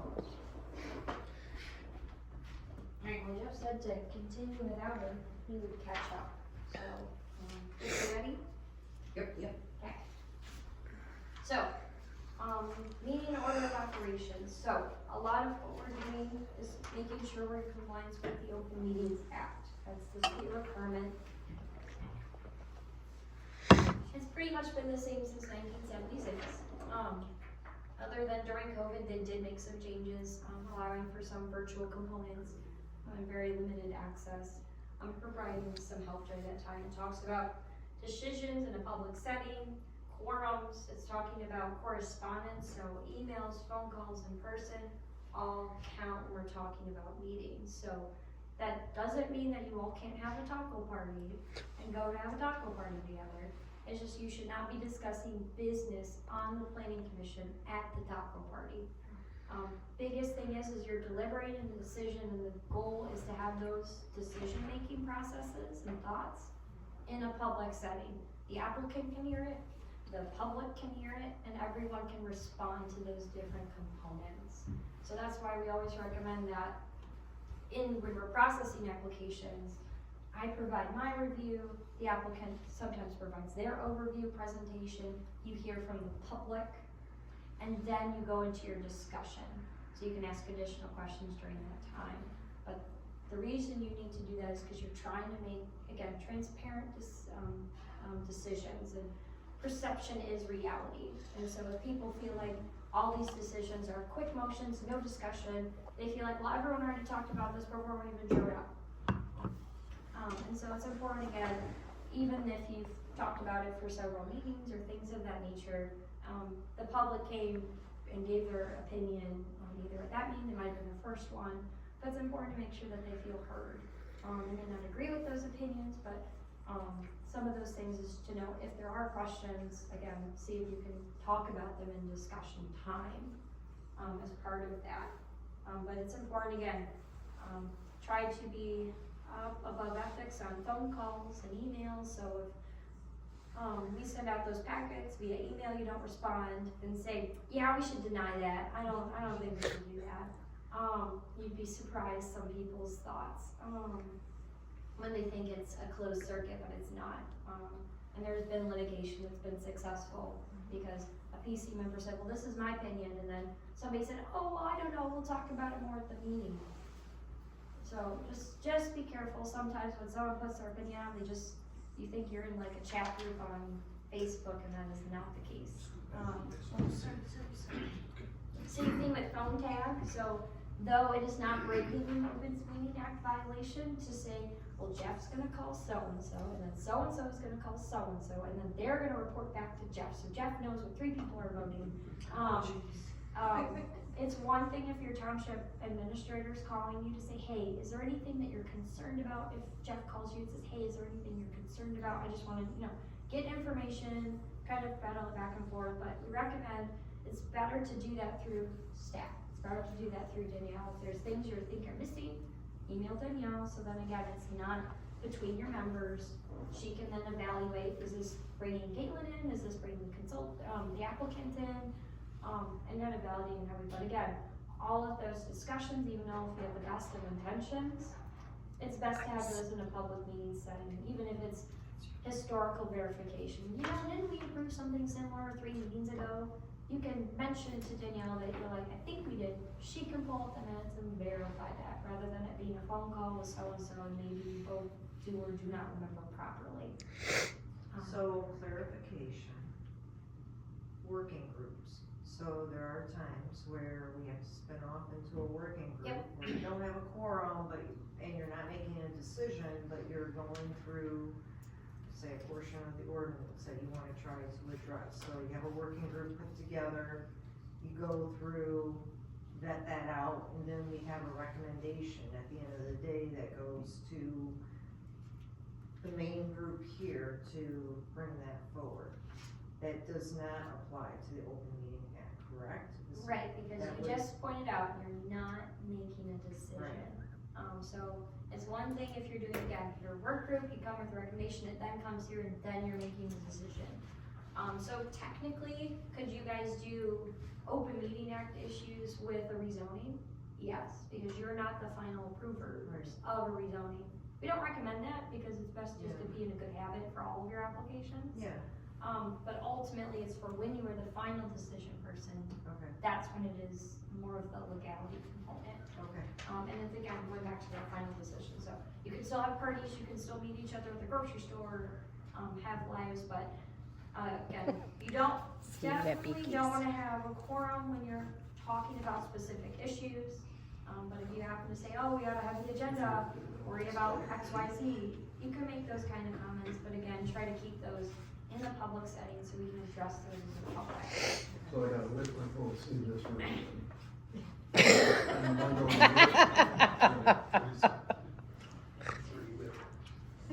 The other things is you do the different notice guidelines, so it's not just the newspaper, it's postings for meetings and things of that nature that staff handles outside of what's going on in this venue. Communication with your consultant, it starts with your staff, and so if you have a question about something, go to Danielle first and she'll evaluate, oh, does this need to go to Caitlin or not? Part of it's just, it's an expense, if it's a more longer conversation to figure out X, Y, Z, and we can figure out, is that better to do a phone call before the meeting to explain it? Or, yes, I can answer that and be prepared at the meeting. Finding out something ahead of time is always easier than at the meeting, because I can only Google so fast, and I don't wanna look like I'm not paying attention to what's going on here. And each planning commission member, you can reach out to your chair. You can reach out to township staff if you have questions. Again, don't be terrified, email Jeff if you have a quick question for Jeff, that's fine. But ultimately, if it becomes a technical question, if you're kind of deliberating towards, is this a good idea or not a good idea, that's where you're kind of watching that line. Attend to your agenda. So the agenda is the official record of topics that you want to talk about during your meeting. It's important that your agenda is approved at the beginning, so as you've done. And you want to ensure that the chairperson roles to keep those things moving along in that orderly fashion. It helps Danielle when she's taking minutes, because if we randomly are jumping all over the place, our minutes look very confusing. And when I'm still here in 10, 20 years working, it makes it a lot harder to go back and be like, what on earth? So it's better to, again, pull those things back together, and especially because you do your public comment and then you kind of deliberate on the technical issues later. That's important to, again, public comment, and then kind of keep it to there, not break into board discussion during public comment, because then you've lost the flow of those matters. Your recording secretary is ensuring that you're, again, helping to make sure that that agenda is moving along. Things you can do in your meeting to reorganize your agenda. Two technical terms that are commonly utilized is table. So you table something, think of every paper on your table right now. You can still deal with it this meeting. It's on the table. But let's say an applicant's running late and they're new business. Or they're on old business, so they're in front of new business. Well, they're not here, they're running late. You can change it to say, we're gonna table this and move this to be under new business, item 2. So hopefully they'll show up by that time. So you can change it during the meeting. Postpone is you are no longer making a decision, it is off the table, and they need additional information to make a decision. They are not present, in which you can ask you the questions you need, and so you're gonna postpone that. So those are the technical differences between those two terms, and why you use one as opposed to the other. Does that make sense? Mind your minutes. So as I mentioned, minutes are the official record of what took place in meetings. So it's very important that you check what minutes say, because in a court situation, what you remember happening is not as important as what the minutes said happened in the meeting. If the minutes said you voted yes for something and you said, no, I actually voted no. Well, the minutes voted yes, and so you're on the hook for voting yes, as opposed to no on something. So it's important to check when you make motions. Does it include all of the different components?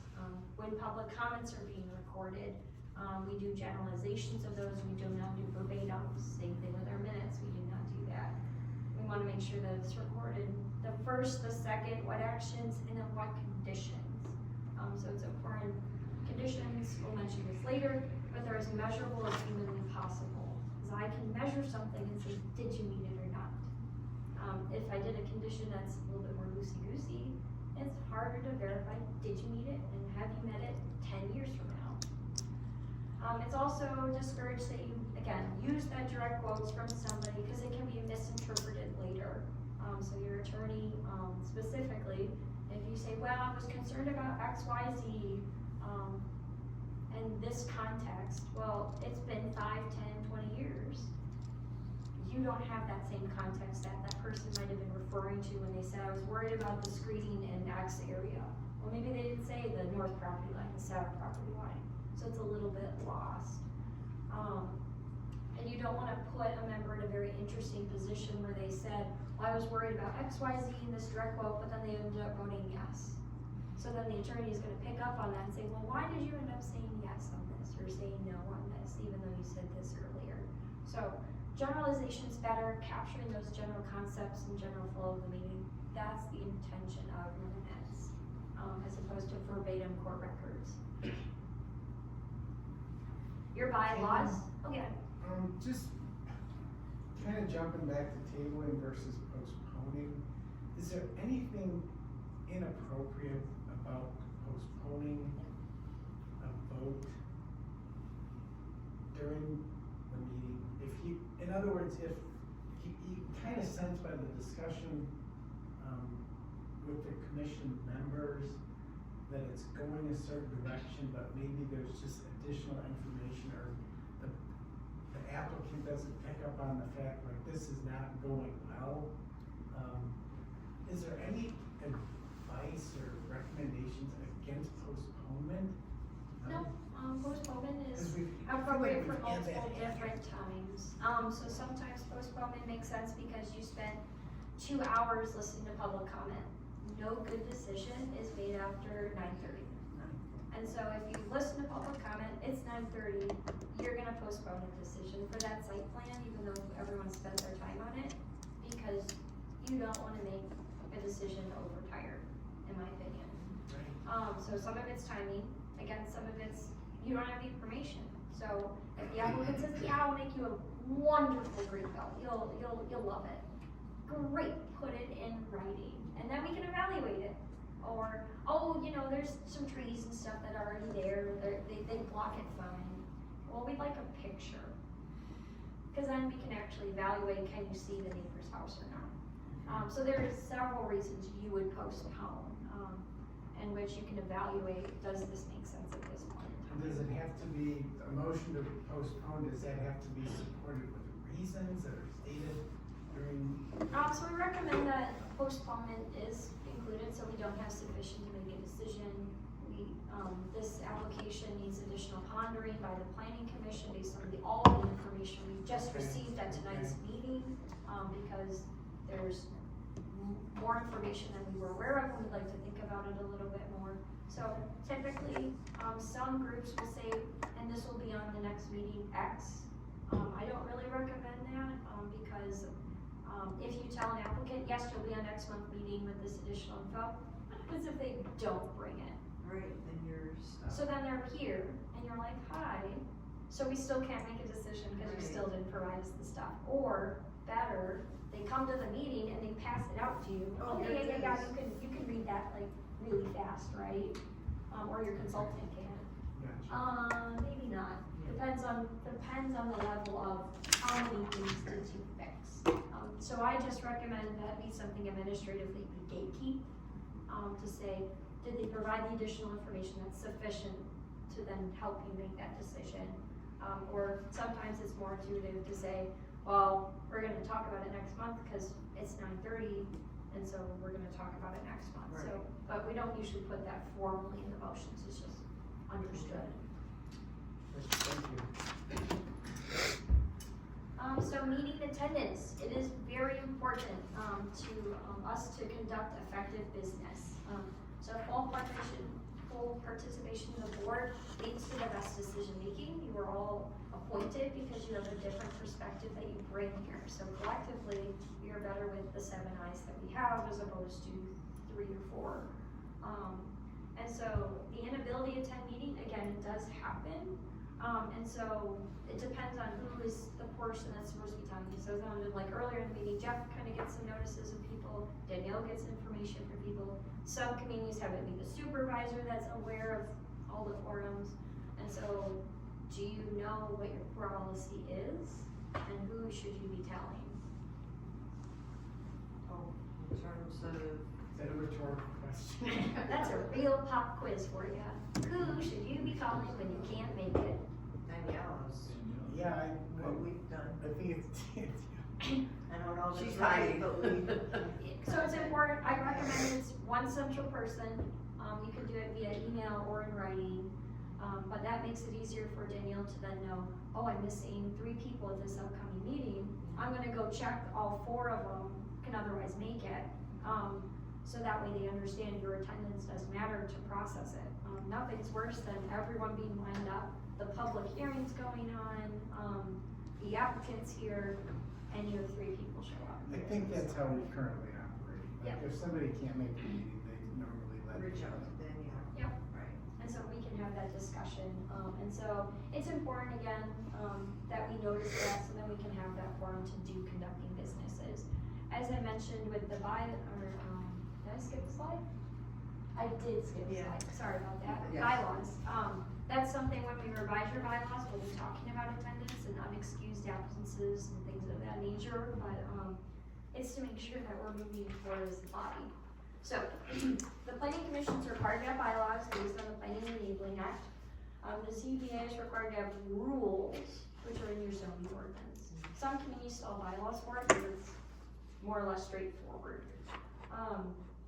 The bylaws outline your positions, so the different, chair, vice chair, how to handle conflicts of interest. So if you have a financial vested interest in an application, you should not be processing it.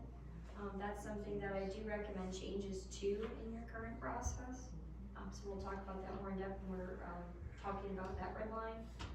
Your meeting order, public comment, so how many minutes you get, some general rules, clarification, the chair can make additional general rules. So we talked about our planning commission guidelines last meeting, and so that's something that we keep moving forward and utilizing. And it's important to review your bylaws from time to time to make sure is your agenda following what it says in the bylaws? Does the public comments component work for what you're doing, and other different components? It's the ice machine. So then we have voting. PC shall not conduct business if you have less than a quorum, so that's 7 members. 4 of you have to be present for us to make motions. To approve the agenda, to approve the minutes, to approve an application, that's required. But not physically, because we did it virtually during COVID. So now you do need to still be there in person. They do not allow hybrid meetings in the Open Meeting Act, unless you are a military service member. And there's one other random one that doesn't apply to most people.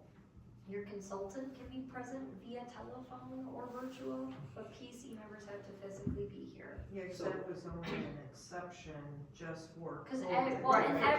and everybody was online. Right. So some communities still do, meetings go or, different things of that nature, where they still get some level of public comment, but members still have to physically be here. Correct. So in the decision, again, a majority vote, if there's only 4 members, that's 3 people voting in an affirmative, for a motion that's forward. As opposed to if you have 7 of you, you need 4 to pass a motion in the affirmative. For those members that sit on multiple boards, does anyone also sit on the ZBA here? He's not here. I do. Oh, ZBA. Yeah, the township board isn't here. Quick note, double jeopardy. So you cannot vote on a decision you've already voted on. So in a site plan, if they were requesting a variance, those are 2 applications. You're not double dipping, even though you're reviewing the site plan kind of twice. The site plan you approved here, then you said, yes, this building setback makes sense. So this is your variance. Well, let's say in a situation where they're appealing your site plan or your special land use at the planning commission, you cannot vote at the ZBA. You already voted in the affirmative or negative or dissenting, when it first came through, so you'd have to abstain from that and find an alternate, in most situations. But that's the intention there. Township board members, again, if they vote for rezoning, it's not double jeopardy, it's part of the process. They vote here and then they vote there. They can change their vote between here and there, but that's not considered double jeopardy, in that case. But there are different other issues and appeals or things of that nature. That's when you have that double jeopardy. You're not allowed to vote twice on the exact same manner. So is that your term, double jeopardy, or is that like, that's a term of art within the municipal? I think it is, 'Cause I know it. commonly used, Okay, but I don't know how technical, okay. it is. But I'm not the only planner that has said it. So findings of fact, so as I mentioned with the standards, findings of facts are important because it's justification of your standards. And so it's a written formality of those when we're doing approvals. It's recommended again, it's because they meet all of our approval standards. If we're denying it, it's because it doesn't meet standard C. These are the facts on why it doesn't meet C. It's not something we're doing arbitrarily or capriciously, we're not just randomly saying, we're giving more substance to it. And so with minutes, again, it's important that these decisions are prepared, and then reviewed as part of that, meeting procedure. Motions, so any motion made in response to a member of the board, so prior to making a motion, the PC should consider the facts. So I do recommend, even if you already know how you wanna vote, let the board have a discussion if there's any questions or things of that nature. And make sure if you can voice a thing or two saying you think this is appropriate, cause this is a commercial corridor, as opposed to just going straight from Caitlin applicant vote. If you say at least a little bit, it shows a little bit more thoughtfulness to it, and a lot of different people's perspectives. Motion should be stated in a two-part component in which you list those different facts and your conclusion of that approval. So you have approval, denial, and postponement. Those are the typical actions associated with a motion that's given. You have the second slide of motions. Yep. Be sure to understand the motion before you vote. If some people can have very clever, confusing motions that are like double negatives. And so if you don't understand the motion, ask if you read that, or if you got lost in the conversation, what conditions were part of it, just clarify that. Was that the east property line or the west property line? This one or this one? Understand your vote before it's casted. Again, it's part of the record otherwise. So again, you can do that first, you can do that second, as part of that general discussion. Oh, we don't. So in your motions, the other thing that I forgot to mention is this important to be pretty specific, specifically for an application. So it's approval for a special land use for X use at X property. You don't have to list the parcel ID if it has an address. Some communities love to do parcel ID, that's fine. It sticks with the property generally anyway, unless it is split. But again, it makes sure that, again, you put your standards. I can generally help you with those motions. However, many attorneys have said, I cannot feed you a motion. So generally on non-controversial stuff, do I help you out with, I'm looking for a motion deliberating towards X. Yeah. Yes, I will help you along. However, when it gets to, let's say, a special land use, you're saying, well, I really want to deny this. I'm thinking it's standard C and A, and it's because the buffering isn't right, or something like that. Now I can help you, because you kind of at least thought through that, and in your own words, I can help. But I can't say, I'm not encouraged to feed you emotions, say, so you're worried about screening. That's standard B, that we're having problems with. And it's the screening on the east side or the west side. So I'll try my best depending on the controversial of it.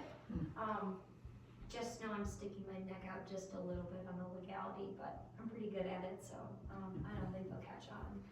But that's the importance of it, and I'm here to help coach you.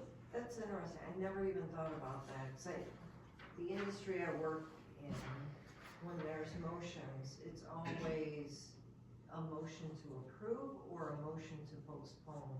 I have never encountered someone making a motion to deny. I didn't even think, I don't know why I didn't, it's feasible, you could do it, but I just never thought that you could do that. I thought it was always approve or postpone. Yep. Okay, that's good to know. That's really good to know. Yep. Okay. And so, and that's again, so in one of my companies I work for, they wanted to deny a gas station that's right next to us in a residential area. Again, it's important, again, you put in your motion, what were the standards and the base rationale for it. In their situation, the gas station was denied and then was reversed at their ZBA because of differences on interpretation, because their master plan does have that as commercial, so that's unfortunate. And then they were proceeding, so now there are, even though the public was there at the public hearing for the special land use, they got denied, they had to continue that effort to the CPA to uphold that denial, and it ended up being flipped. So the key thing is when you are putting together a motion to deny, you just need to make sure that you're being very specific in terms of noting which standards that you believe they are not meeting based on what they presented. Yeah, think about it, as from a transparency side too to the applicant. What are they litigating against? So even if they don't agree with your decision, it's, I guess, feedback in a way to say, so we didn't agree with the level of screening that you were proposing along this residential neighbor. Is that something they could apply for later and come back? Yes, they could. With a revised site plan or things of that nature, they can come back and apply again. But based on these components, that's not appropriate. And so we're gonna move to the next thing. But it's important, I guess in that line of thought, every application we have needs to have a decision. So we need to have an approval or a denial, because then the due process hasn't started.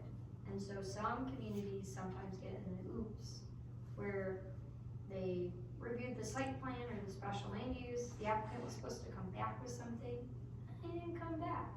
Maybe for a month, 90 days, a year. That site plan hasn't expired because it's never had a decision on it. Yeah. And so something we do administratively is we gatekeep. So if somebody is not proceeding, we sometimes put them on an agenda to then have it denied, so There that you it's go. off the roll. Yeah. So that's important for different fee purposes. A transparency reason, it's not fair to the public if they went to the special land use and then delayed 3, and they hold the public hearing that you're only required to hold one. Right. 3 years later, they come back with a revised site plan, maybe change some stuff that didn't impact the special land use. Well, now the person's seen it being built, and that's not what was approved, and they're mad at the township. So, if we ever get in that situation, that is why some things will come back up, is because we want to have an end date. We need to have decisions, on those different things. Site visits, so we encourage you to look at sites in the body of the flesh. And part of that is because a 2D document doesn't always do it. Especially when we're talking about screening or topography, that can be very tricky to understand. Sometimes with lighting in different districts and things like that. So when you go to site visits, a majority is constituting of a meeting, because again, the majority of you, the likelihood that you're not gonna talk about the meeting or the site you're literally there to see isn't as likely. Some communities do field trips, for lack of a better term, to a site and all look at it together. Others, I believe it's yours, you can on your own time go look at it individually, and you can look at that site. Never go to the property, the applicant's property unless you have written permission to do so. I believe it's on your application form that you have consent. But just because you're a planning commission member does not mean you can trespass. And so if you wanna go see what's behind that fence in whatever special land use, it's best to make sure that you're either talking to the township and the applicant so they know you're coming, so then you can look over together. There's some level of safety that depending on the site, special gravel operations, there's a lot of heavy equipment moving around, they don't realize you're there. I don't think you guys have PC badges. We started with the inspectors, and we did make staff badges here and our inspectors, but it's something we can consider. So just be careful. I've been in different communities where they got their badge from the PC. It is not a badge. It is a piece of paper that's laminated. You're not special. So just keep in mind, again, you don't have the right to you don't have the right to trespass. It's best if again, there's depth to that site or things of that nature and you're curious, talk to township staff. They can coordinate then with the applicant. And if there's a few of you that wanna go do that, or things of that nature, we can go through it the right way. Danielle, Hmm. I have one Mm-hmm. years ago. So we did have them handed out at one time. Oh, oh, you did? Yes, yes. Oh, I have a okay. badge. Yeah, we're working on new ones. The other thing that I like to encourage a lot, and this is more from the applicant, is not everyone can always make it on site. The public can't specifically make it on site, so I request pictures. The applicant can take a drone video. There are a lot of technical advancements that we have that can show us what's going on. And so if you hear me talk about, well, I'd like to see a picture of that existing landscaping, that's gonna help everyone that's put into the file, and that's the standard then that we're keeping. Is that what's in the yellow box there? I can't That's read it. correct. There, I'm where the- sorry, that was maybe the next, font, I'll make sure to change that for next, Not much, not individuals. enough contrast. Right, or videos, people can take videos with their phone and just show you, this is my property, and give you a quick tour of it. So there are different things that we can encourage that are done, that provide that on-site experience without requiring everyone to be there. Does that make sense for every site? No. But for especially like gravel operations and things of that nature, that could be something that is very appropriate. Conflict of interest, so as you mentioned, it's when you are the applicant, some PC members are business owners, and so they can be on the other side of the aisle. You have a business association, you have a direct financial interest in it. This is something that is indicated in your bylaws.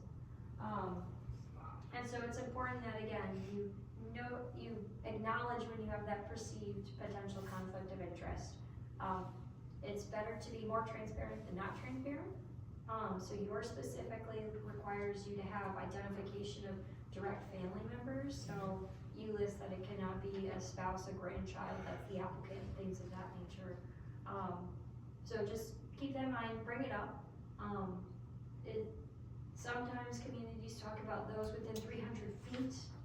That isn't specifically in your conflict of interest, but sometimes that is something that people feel is necessary to know within that vested interest.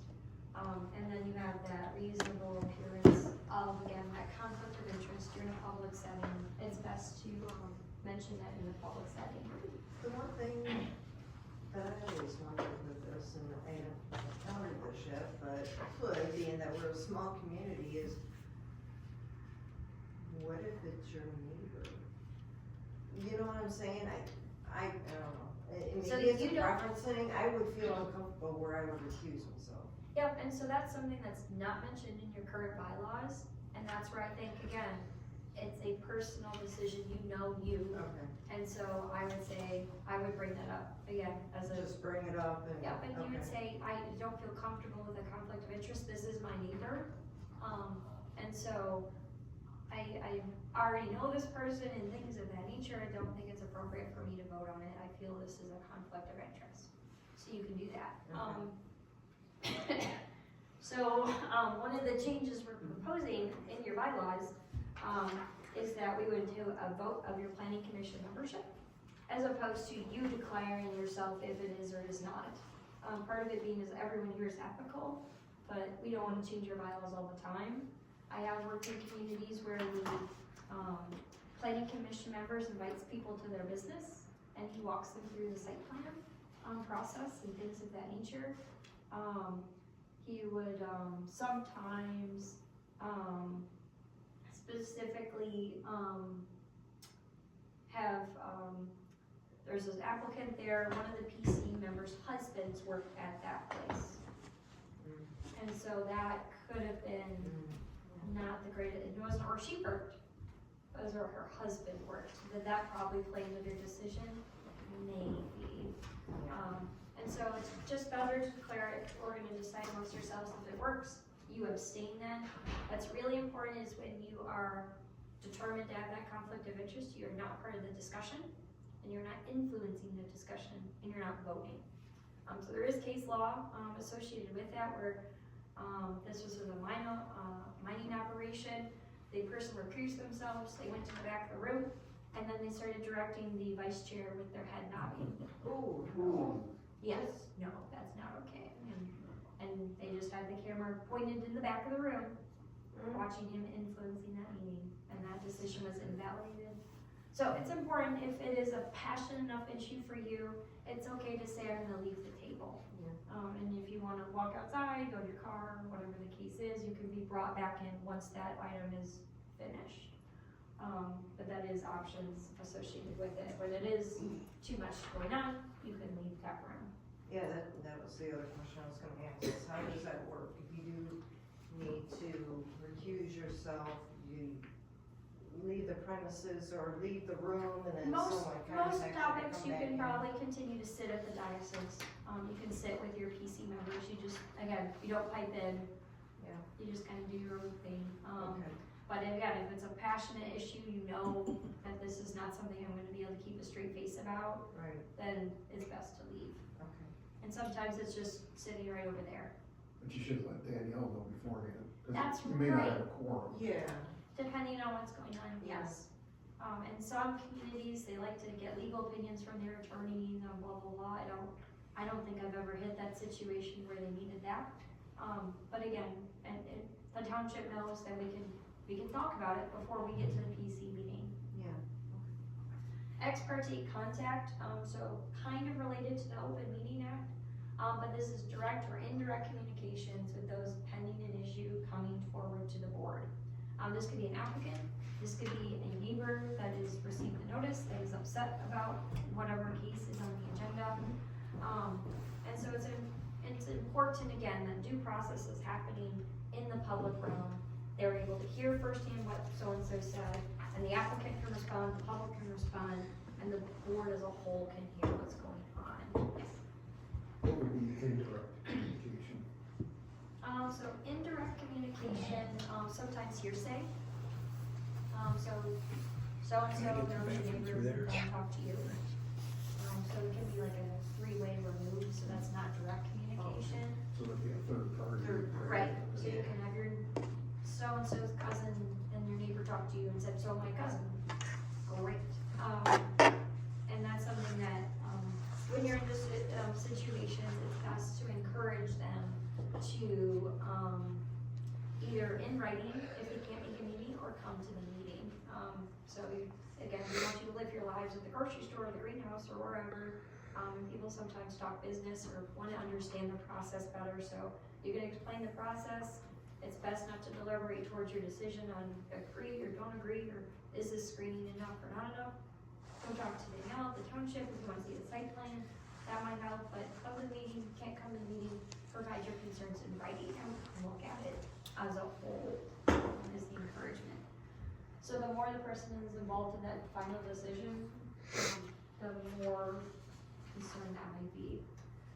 Guidelines for effective meetings, so again, we already kind of went over our handout last time, I don't know that I have to go in every single component, but again, we're trying to make sure that we're not answering every single comment, that's done, it's public comment, we, respect their different opinions. Don't feel compelled to make a decision tonight, because again, we wanna make thoughtful action. If it's 9:30, 10 o'clock, 11 o'clock, we're probably not making a wise decision, we're making a stressed position. And then if things get out of hand, we can always recess. So if people are having series of very emotional testimonies, take a break. For either side of that party, even if the applicant needs to go take a chill pill, with different things. It's easy to dogpile on emotions when it's happening, and that's more the responsibility of the chair, but, you can always take a recess.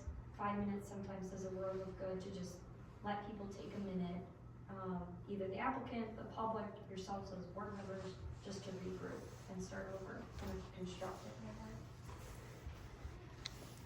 Direct all comments to the chairperson, avoid casual contact with applicants during the meeting.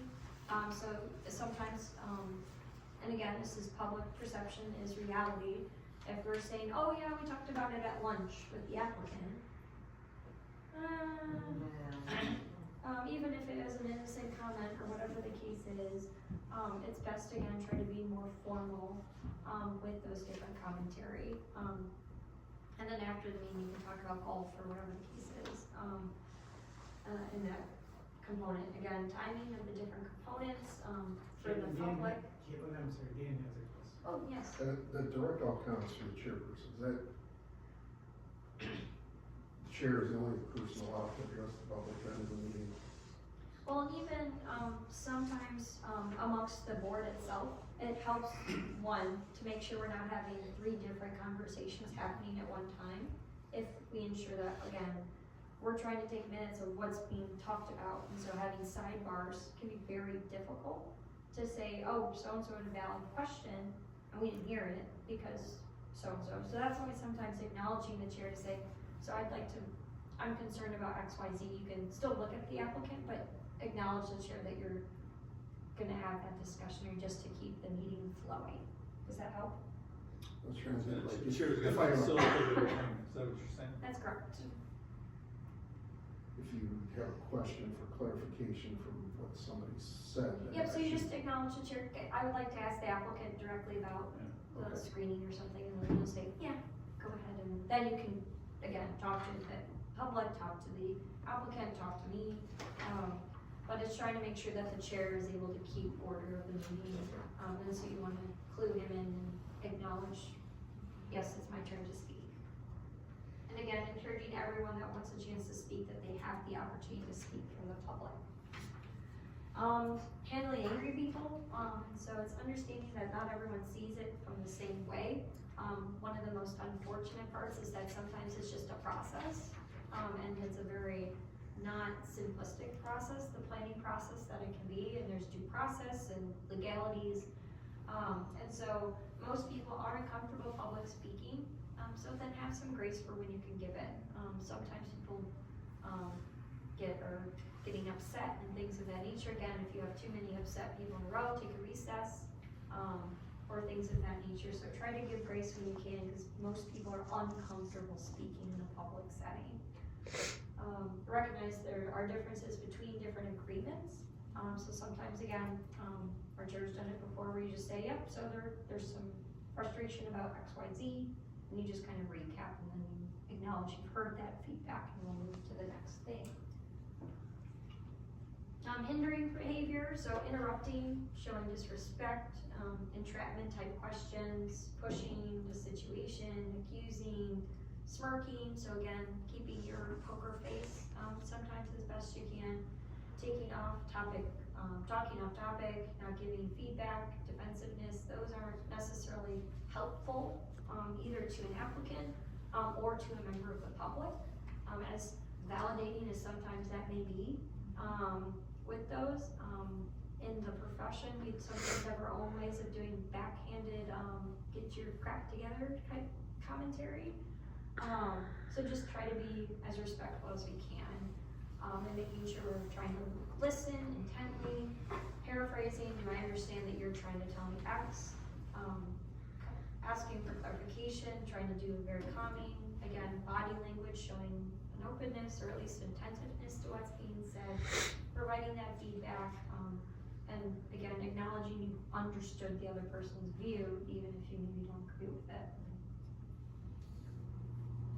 A word about precedents. So, planning commission members, you may fear when you approve something, oh, now we always have to approve it. This is also a sentiment sometimes CPA feels, well, we approved this pole barn, so we have to approve every pole barn after it. No, not necessarily. Part of the real thing is that we have standards. These are applied to very specific sites. And so there could be a very big difference between this pole barn and where it's being proposed and the features on site that make it appropriate. And this pole barn does not have those same features or the same location, and which is not as appropriate. Same thing with different special land uses or site plans.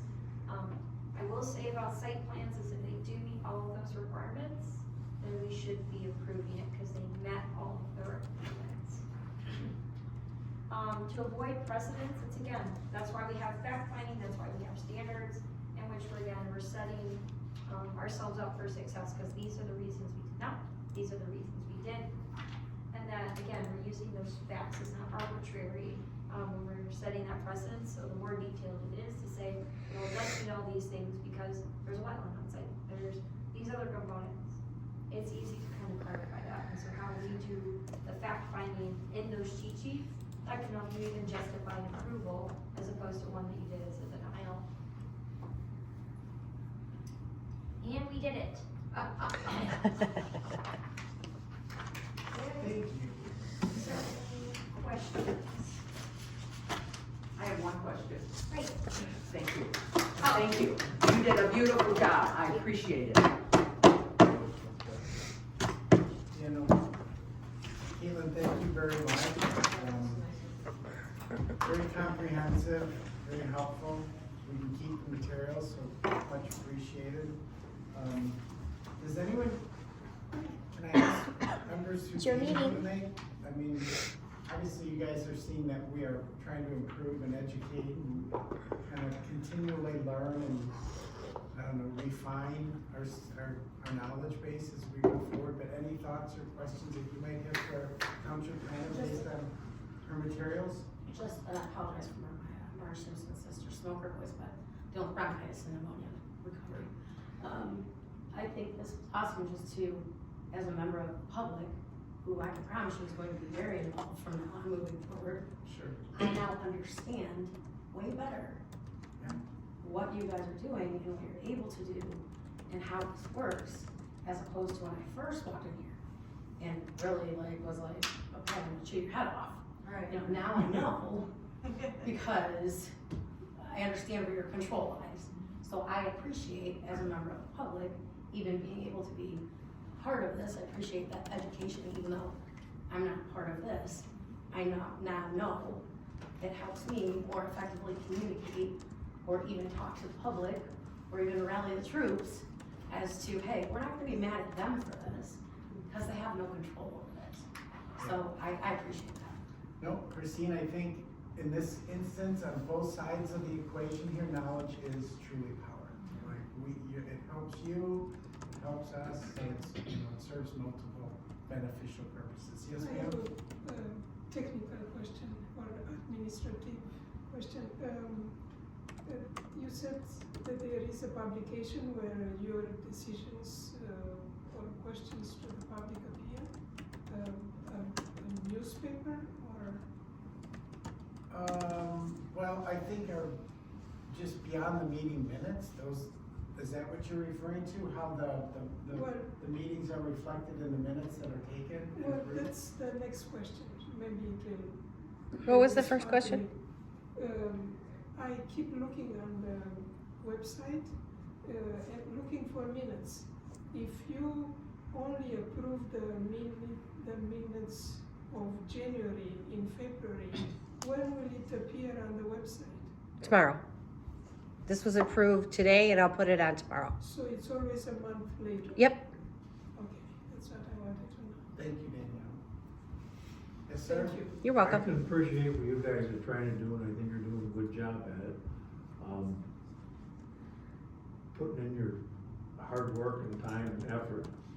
And if I were to go and open up a business on Dixie Highway and have to go through all the formalities of all the things up here in the board that you gotta go through, a lot more than I ever realized. And I know that's necessary to do because otherwise you'd have a mess, a mismatch of everything, just a screwed up mess. But what frustrates me is you put in all this time and effort, try to do things right, and the state comes in and can override you on solar, wind, or battery, and you don't have much of a say on it, neither does the rest of us. And I know you probably don't like it any better than we do. And I don't know if you've been watching out there what's going on in California with battery fires, but they got a big mess out there. With the thing that just happened, not the big fire, but the battery thing, Moss Lane. Have you guys seen much of that? That fire that went out there from a 300 megawatt plant, just like they're proposing here, traveled 20 to 25 miles, affected thousands of people that are sick, and they're trying to sweep it under the rug like nothing ever happened. And that's the third time that fire's happened. Fourth fire, Fourth fire. since At the same 2021. facility? Yes, Same since facility. 2021. Yeah. The heavy metal testings that they're doing, and that's one thing they learned very valuable, was they didn't test on the soil in a lot of the areas. So it's testing. And that was thousands of where times. 70% of our produce comes from, for the whole country. So it's sellable. So thank you for mentioning that. I think it kind of underscores that we do have a very important job that we take seriously. And we make decisions that we believe in our own individual, decision-making process to be best for the community. It's just frustrating that the state can override everything when you're controlling the township. The people live in the township, and they're paying the taxes in the township, and they have no say. And if they like it so good, why don't they, the people that voted in, why don't they put it in their backyard instead of the backyard of the people that don't want it? I did have a question. The purpose of the zoning ordinance, there's a couple different bullet points that are listed. Who made that? Like who decided on this is what a zoning ordinance should consist of? So some of it's direct quotes from the enabling legislation, so protection of like natural features, prevention of nuisances. Property values is something that's generally cultivated. We are a home rule state, so local authority is more important as opposed to if you went to Oregon, they have a more regional based system. Ours is jurisdictions. And so these are just general practices associated with that, why you can plan and why you can defend it. So we don't have every community, even if a developer wants to come in and say, yeah, I would like to make every single lot 30,000 square feet and make everything a subdivision.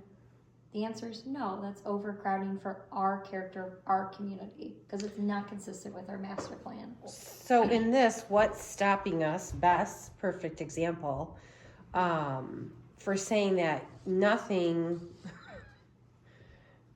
is helping these 6 guidelines if you put a Bess in there? So the And problem, can these 6 guidelines change? Like, will they ever change? Like right now, the governor wants, by 2035, 85, whatever it is. Can that go on here and then that would eliminate, protecting natural resources, protecting property values. Can they add to this? So the problem with the renewable energy scene is because it was made as a state legislation saying this is essential, we can't argue that it's not about this or that. It has been determined by the state. This is a priority. They have their so much renewable energy by X date. It's a mandate by the energy companies.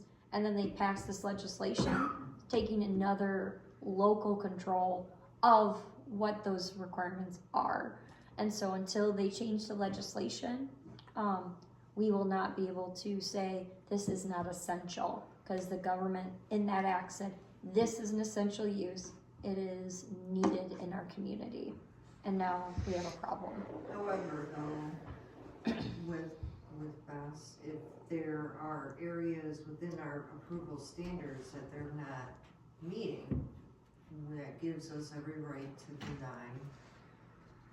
basically deny them from moving forward based on X, Y, and Z, and it's documented, regardless of what happens with the state, and if they choose to take it on with the state, that's their right, obviously. Yep, so there's, it's a 2-part problem. So, applicants have the right to apply at the local level rather than going through the state process. Right.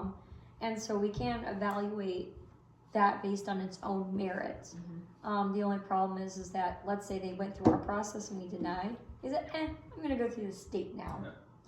They can go through the state and I can't tell you what will happen. Right. There have been rumors, I'll say, different activists that I've have the privilege of talking to and how they're pursuing these matters, especially listening to all the public hearings and things of that nature as they're developing those different rules.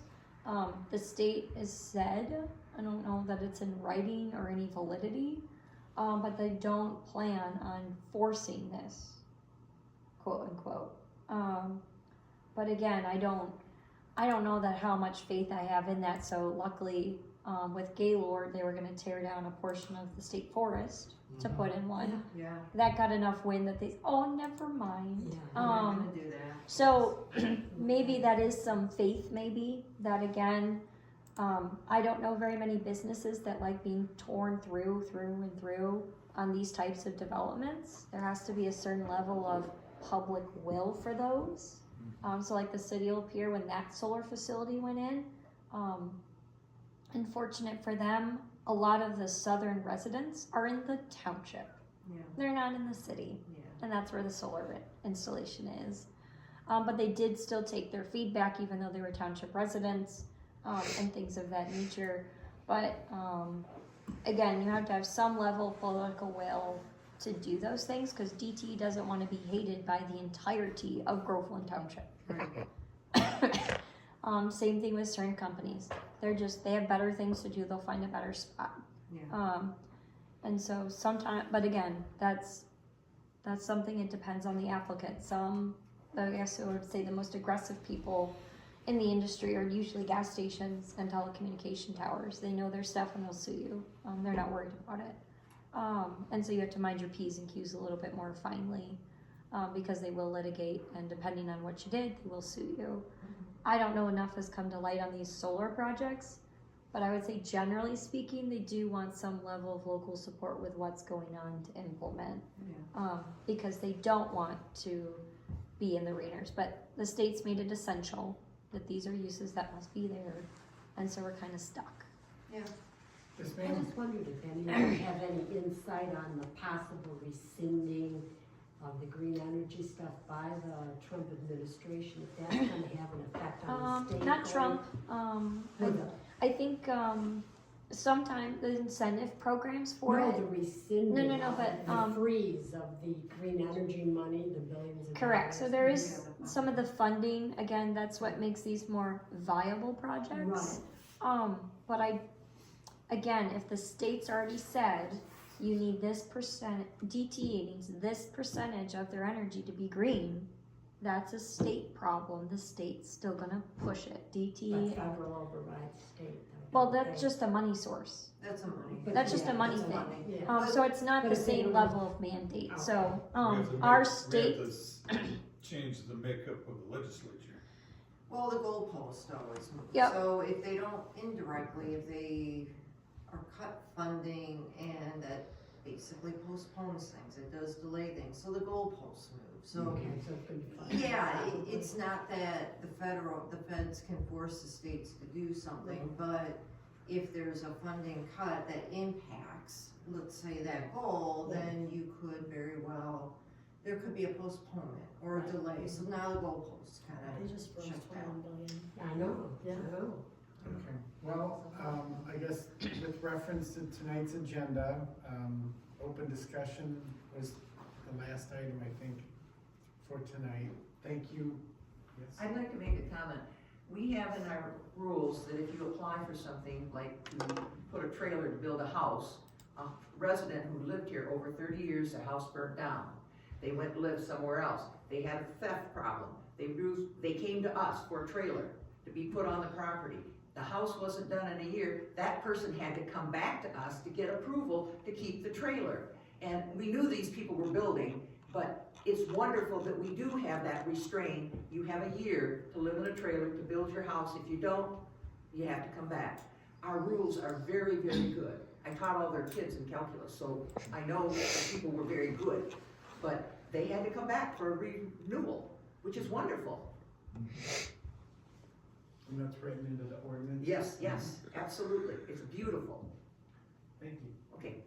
I guess if there's no further discussion, I would entertain a motion to adjourn. I make a motion to adjourn, please, sir. Sandra should. David, second, all in favor? Aye. Any opposed? Who's second? David? Okay. Okay, we are adjourned.